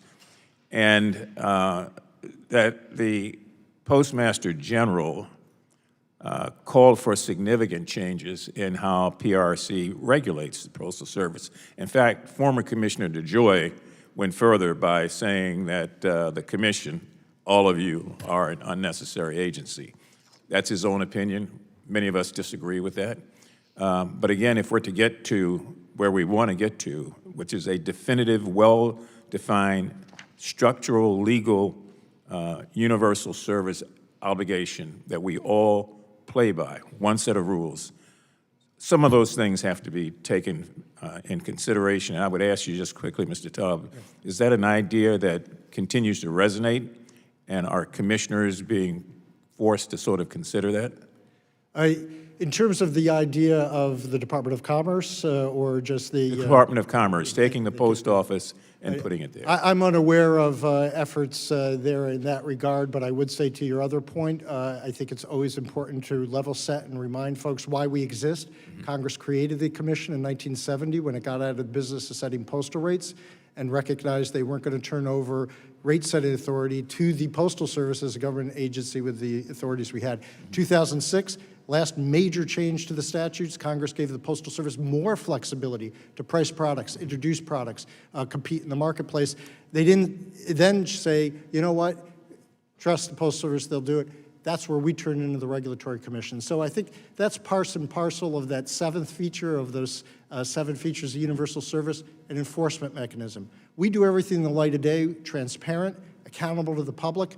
We hear from everyone and weigh what's in the statute required of us. And as long as Congress still feels that's important, I think we have to do it. But I would suggest, I think it's also vitally important, unless and until someday when the Postal Service is not wielding government powers with special legal privileges, and I'm not suggesting that should be they, but until then, they're a government agency operating commercial marketplace, and I think that's why 56 years ago Congress chose to create the commission. And that's why now, if we do nothing else, we've got to construct some real universal service obligations so that we know what the path is in front of us. And I raise that because my hope is, as Chairman Sessions has pointed out several times here, we find a way in this committee to work together. We don't always have to do it at the highest speed, but we always end up where we want to go. And this situation really cries out for smart ideas, which I hope all of you will consider forwarding to us, and an understanding that this is where it really starts. So that formulation of ideas assists all members of this committee. I know Chairman Sessions and I both realize the work that you do. We also realize the challenges, having gone through so many of these hearings, as some of you know. But if we don't do anything here, then the question becomes, why are we here? So I'm hoping that this really starts to level set, gives us the opportunity, working together, to come up with an idea of the things that should go into that construction of the universal service obligation. And then, Mr. Chairman, I just want to commit and rededicate myself to working with you on this. You know, we've just had so many hearings, but we're determined to find a way to make it work, and I would yield back. Thank you, sir. Gentleman yields back his time. We also committed we do a lot of things as we're trying to do about overpayments, misdirected payments. So we've got a full plate. Yes, I know. And thank you for your friendship to get this done. We now want to move to the what at this time is 2 remaining members that you have. Ms. Vidansky from Illinois, you're now recognized. Thank you. Thank you very much, Chairman Sessions and Ranking Member Mafumi, for allowing me to wave on to this hearing. I very much appreciate this opportunity. Secondly, I want to thank Vice Chair Taub and all the commissioners for being here today. It's good to see you again. The United States Postal Service is approaching a pivotal point in its long and storied history. In fiscal year 2025, the Postal Service lost over $9 billion and lost around $2 billion in quarter 2 of fiscal year 2026. At the most recent Board of Governors meeting, Postmaster General Steiner reiterated his calls for Congress to work with the USPS to find solutions to the financial issues they are facing. As the co-chair of the Congressional Postal Service Caucus, I am committed to that mission as well. Congress must be working with the Postal Service and stakeholders to protect USPS employees and ensure the Postal Service has a strong financial footing as we enter the 2030s and beyond.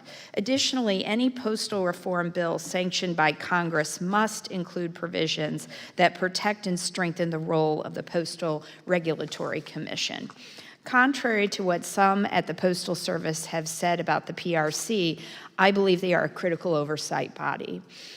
In the coming months and years, as Congress moves forward with potential reform ideas, I want to emphasize the importance of an independent Postal Regulatory Commission and look to expand its oversight ability.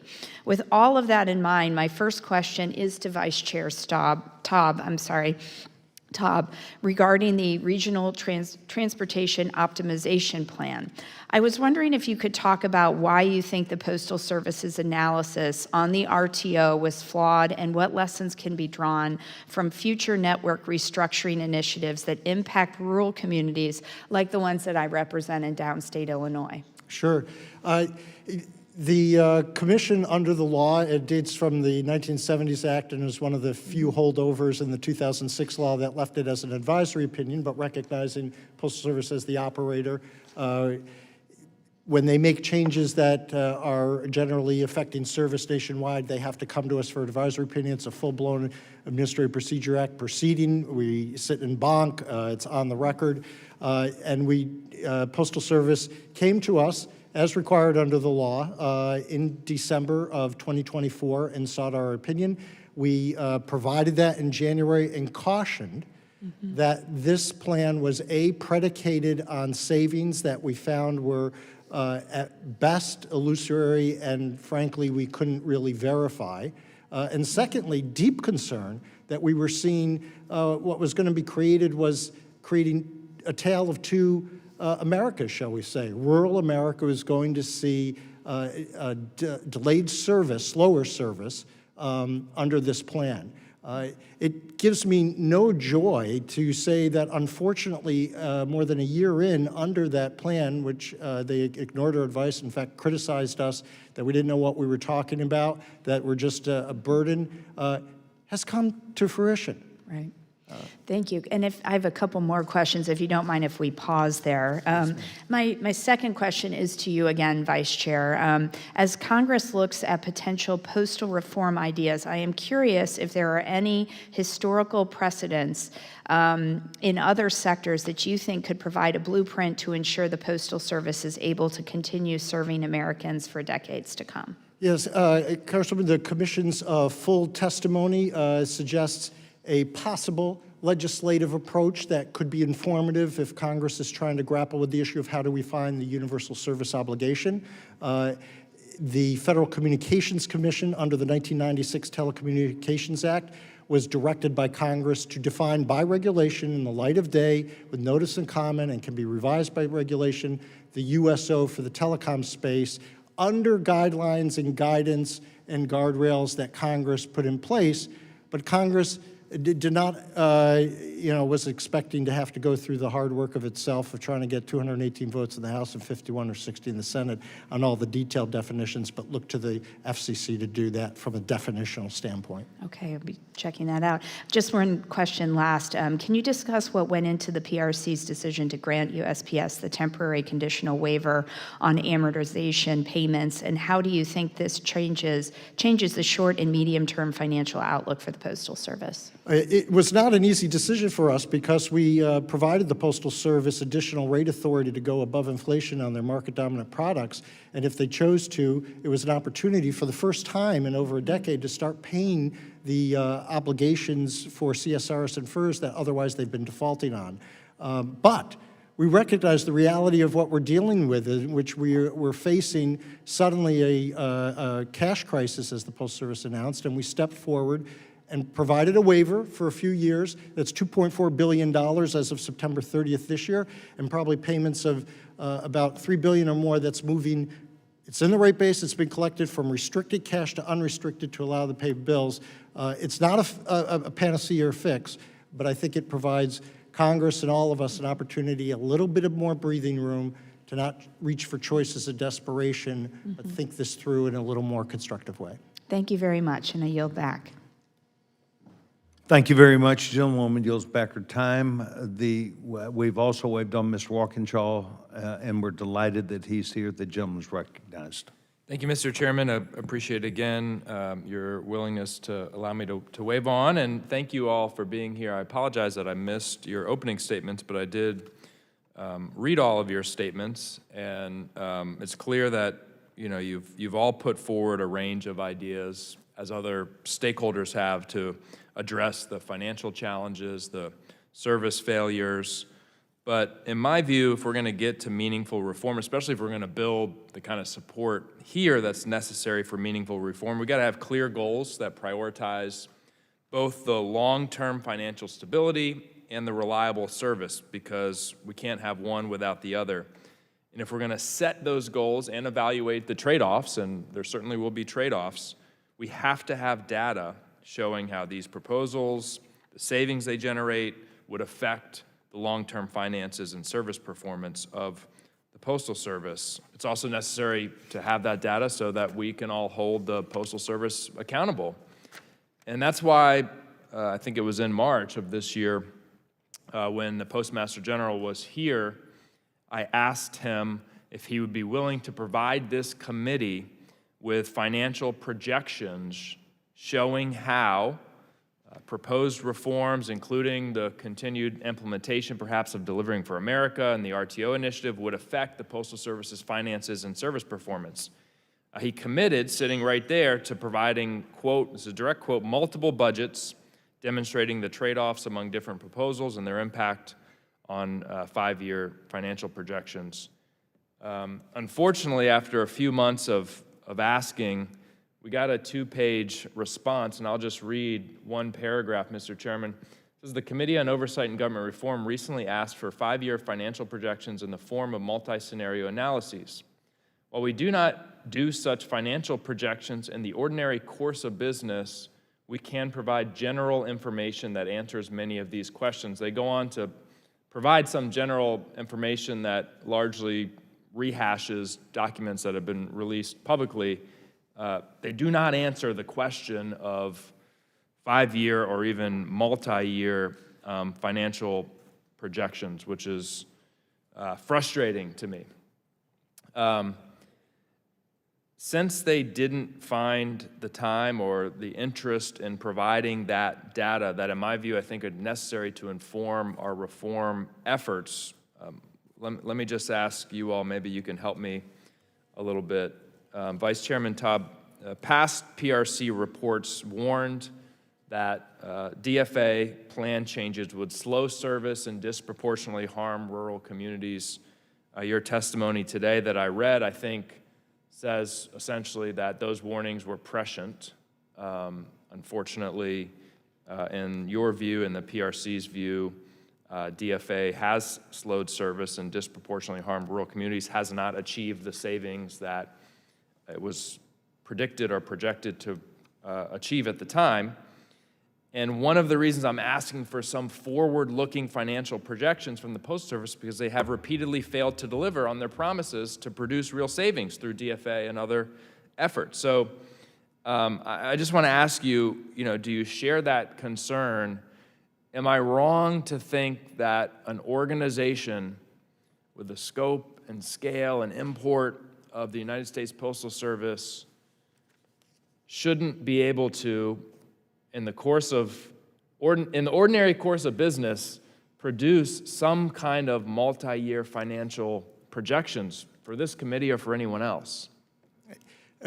Congressman, again, they are a government agency working on behalf of the American public, and they, it seems to me, should be doing that. And in fact, your suggestion and request was 100% what the Comptroller General, the Government Accountability Office, recommended to the Postal Service in a recent report they issued in December, and the Postal Service's response to the GAO was, ain't doing it. Yeah.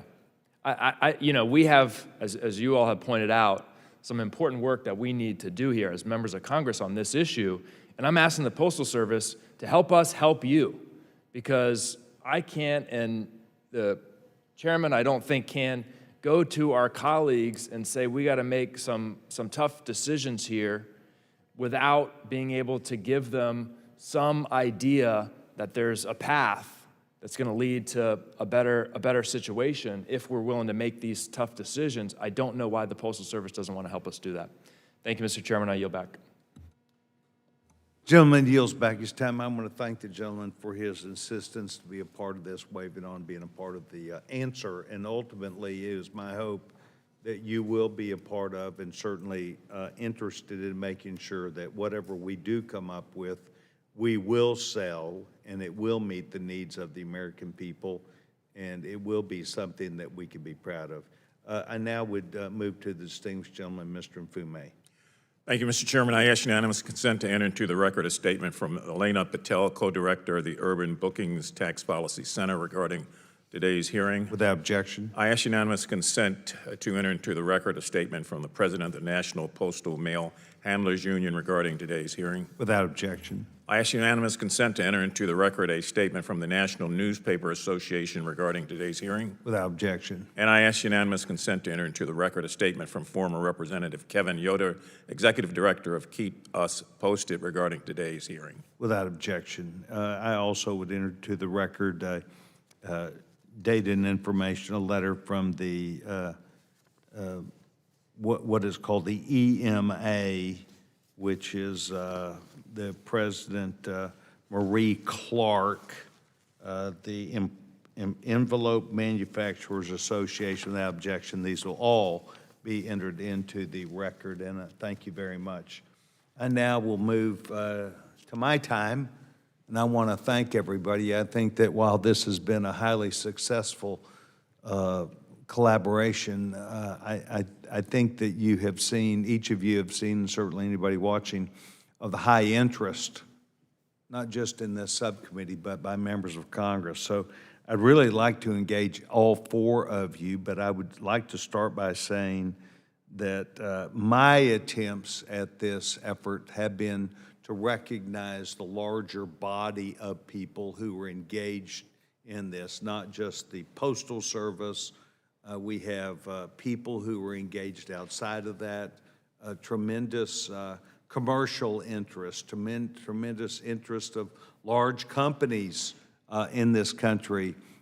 And I have tended to believe that we need to work together, all of us, and that literally everybody, if we work together, could not only find achievement and success, but that would lead to a financial integrity that is more in line with the opportunity to extend each of these businesses, technology, trucking, timing, all of these things could come together, but then potentially the customer, the American citizen who wants, needs, and counts on, as we've heard today from Mrs. Poling and others, that I understand, Mr. Mfume understands, people who live back home.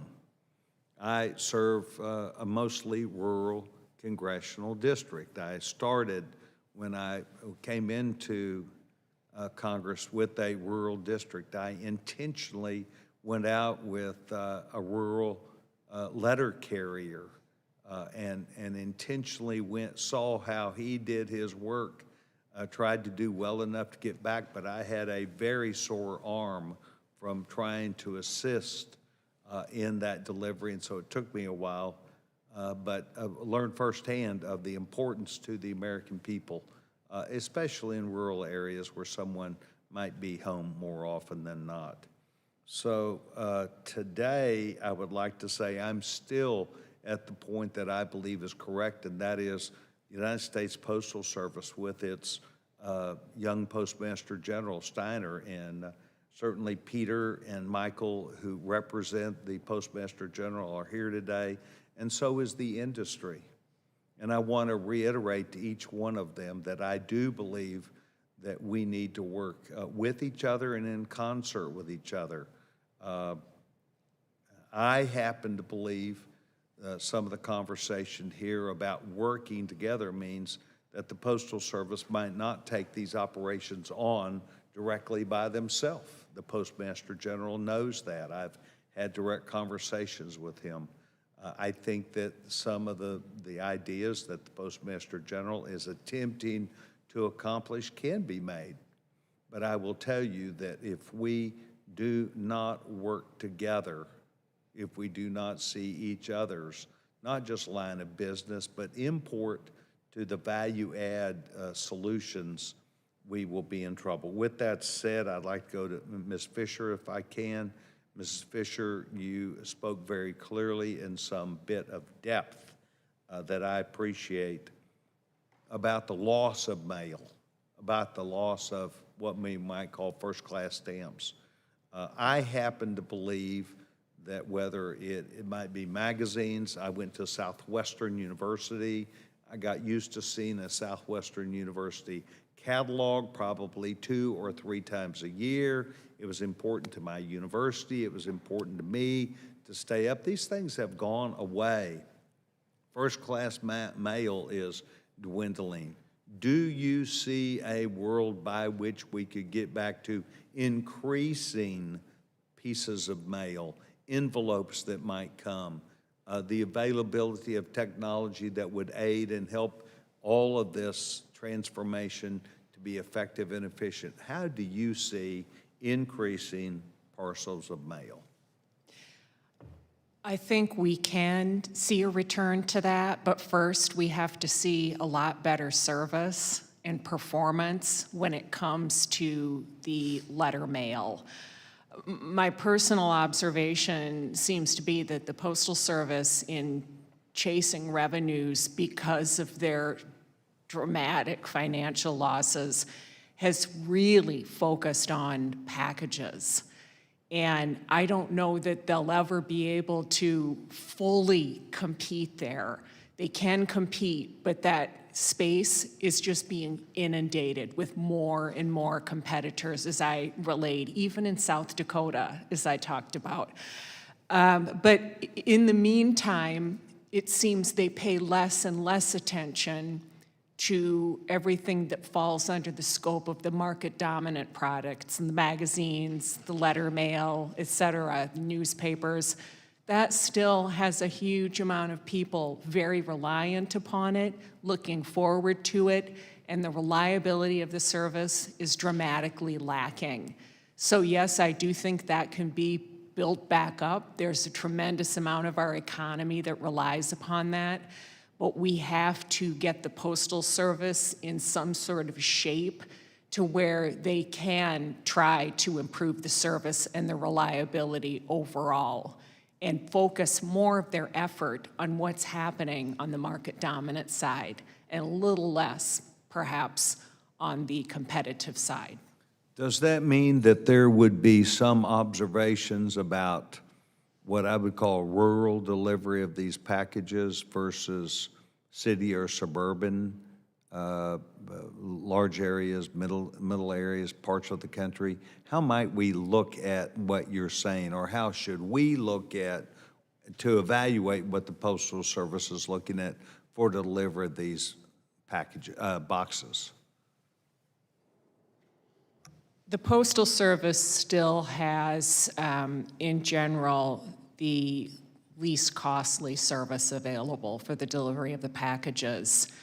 But there is an immense effort. I read an article the other day about how both Amazon and Walmart, who have made a concerted effort to build up their space into rural, remote areas. And they've also noticed that it's not just the people who've lived there, but as more and more people telework, they are moving into these rural or remote areas. So Amazon and Walmart are in a race to try and best serve that community. You pay a price for it with your membership at each one, but you can get same-day delivery. But from the Postal Service, if they could just improve, again, their reliability and perhaps their tracking capabilities, it would go far. Good. Mr. Day, I had an opportunity, as you've heard, to go to South Dakota. Part of the conversation in South Dakota was about problems of getting mail in South Dakota.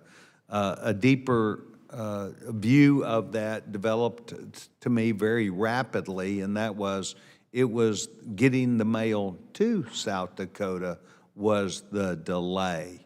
In this case, it happens to be a city where I used to live, St. Louis, Missouri, and it is in the center part of the country, and yet we hear conversation not just from members of Congress that are worried about that effort, and then they don't live in South Dakota, they live in St. Louis, and they're having problems in St. Louis. I just want you to know that I'd like to have you and the commission to provide to me in writing anything about your observations about the system that the post office is using, if you have any insight into that. You might be aware from your great service about that service, about getting to St. Louis, about getting out of St. Louis, about producing things. If you do you think you have any observations related to St. Louis or any other hub where there might be difficulties? Chairman, I could certainly comment on St. Louis. I've been to St. Louis Processing Center several times. It's been a while since I've been there. It's actually an interesting facility with an older section and a newer section where the floors are actually at different levels. So I've been through it, but it's been a while since I've been there. It does come to that, though. It is the specifics of this network that's been created under DFA, unique to each one of those facilities. Again, I said it during my testimony. You did. There's only 4 of all the RPDCs were actually built from the ground up, brand new.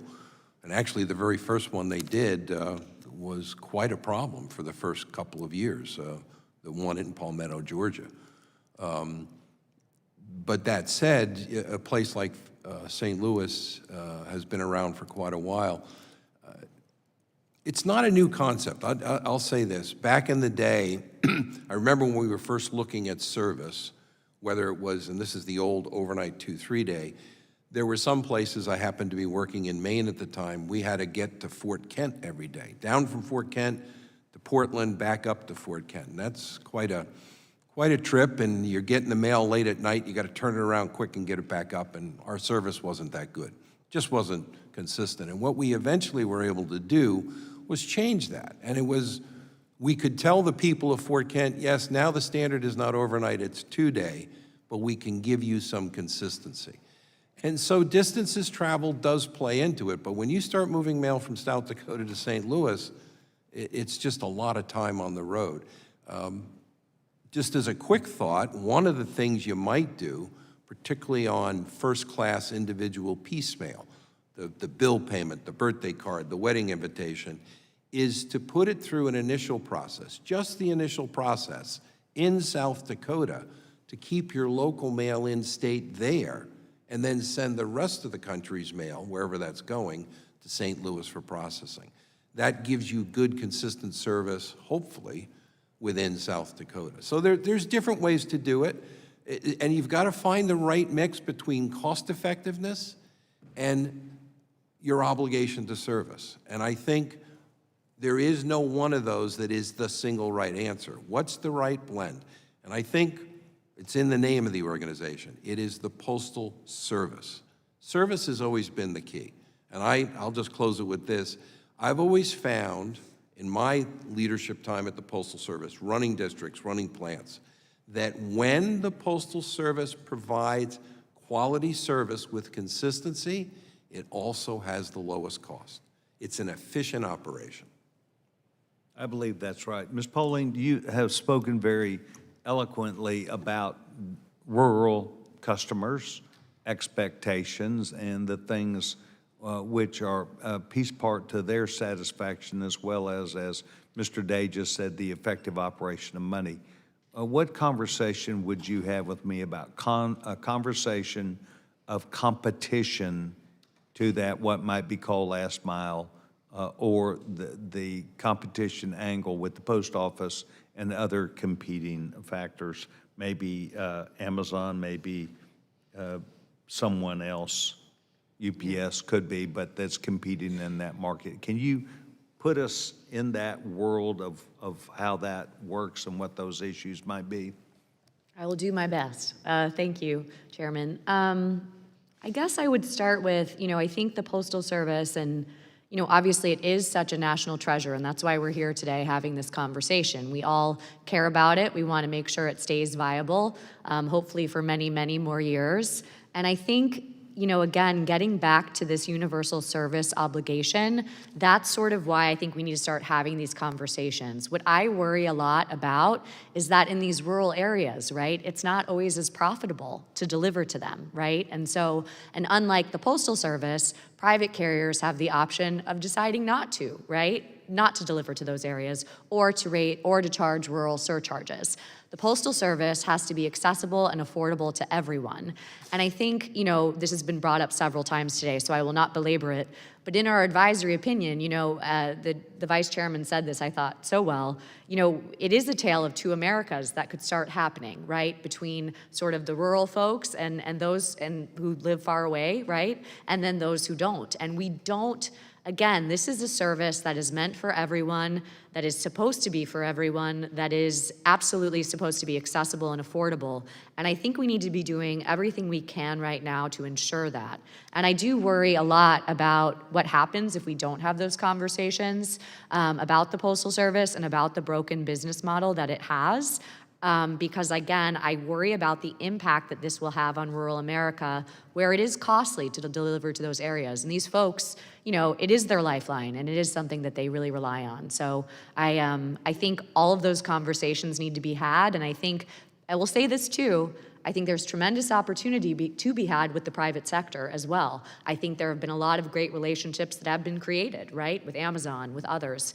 And I think all of those things, nothing should be off the table, I think, as we go forward and have these discussions. Thank you very much. Mr. Chairman, Vice Chairman, but Mr. Chairman today to me, there have been lots of conversations that you and I have had about the post office having to compete, but in that competition also doing things that they had utilized other people in the marketplace. Technology, trucking, all sorts of things of this larger unit that now seemingly the post office is finding a way to bring that internally, whether it's technology or whether it's other things that they do. Do you have insight into that? Because I have been skeptical. I am for the bigger group of people working together and providing comfort, technology, time, issuance of professionalism. Do you have any insight into that? Public-private partnerships, for lack of a better term, have been really the success story of the U.S. Postal Service since it was created in 1970. I referenced earlier this idea of work sharing, where if the private sector can present the mail or prepare it or transport it in a way that saves the Postal Service that cost or put it further in the system, it's a win-win for the private sector and the Postal Service. In fact, in the early years after the 1970 Act, the Postal Service was pushing back on it and then embraced it. And of course, it was an era of increasing volume, but was a success story. In 2006, Congress recognized that, and there's an uncodified part of PIEA, the Postal Accountability Enhancement Act, that in fact directed the Postal Service through a sense of Congress that public-private partnerships are critical, whether it's in the transportation space and leveraging that. I was concerned seeing over the evolution of the last few years with the DFA before the new Postmaster General took over, of this concerted effort to bring more of that in-house and do it there. And it seemed to be upending a success story. It's heartening to see recently the Postal Service just signed a negotiated service agreement with DHL, which is owned by Deutsche Post, which is a privatized post, by the way, but an opportunity to open up that last mile that really has been such a strength. And so I think 110% with you, Mr. Chairman, with the thought of your question, which is we really need to be looking at leveraging the success of that public-private partnership and recognizing at the end of the day, the Postal Service has a mission to do from the public service mission. Why else does it exist? And if we make sure that's being done, if there's ways that then we can leverage what's good, efficient ideas in the private sector, it seems to me that that is a path forward as opposed to just bringing it all in-house, particularly if we are doing it in a way that isn't going to sustain what we as a nation need from the Postal Service. And perhaps more importantly, technology keeps on moving. Yes. And there are lots of people that have technology at their fingertips, and that is their specialty. Today, we have had an opportunity to hear from you. And the four of you, I want to thank for your service, not just to the Postal Regulatory Commission, but really to the process. And I think both Mr. Mfume and I recognize that we want to keep working with the people like you, like the Postal Service, and other groups on getting this right. I really would say to you that I said to you, and you know this, what are the tough decisions that the Postal Service has had to make? What are the really hard questions that they have had to face down? And you gave me a good answer. I want you to know that these are the things that are aimed right at Congress right now. What really hard decisions are we willing to not just ask the questions, but the decisions we're going to make? And perhaps the one that each of you have put back right at Mr. Mfume and I, or at least myself, what is that standard going to be? What's the plan? What is the service going to look like? What these questions need to be answered before you answer the others. So we hear you. We appreciate you. And I want you to know that I think that not just Mr. Mfume, but our subcommittee and other members heard today that if we fail to answer these questions, we will fail to do our job, which the American people have put us to. I want to thank each of you. Mr. Mfume, do you wish to have any time for a closing remark? No, but thank you. Just want to thank our guests, the witnesses, and don't make this your last time here. We're open to any communications that you may have to help guide us on this path. Thank you, sir. Yeah, thank you. Mr. Mfume and I are going to come down here as soon as we finish this hearing and come down and shake your hand and thank you for being here and get your picture.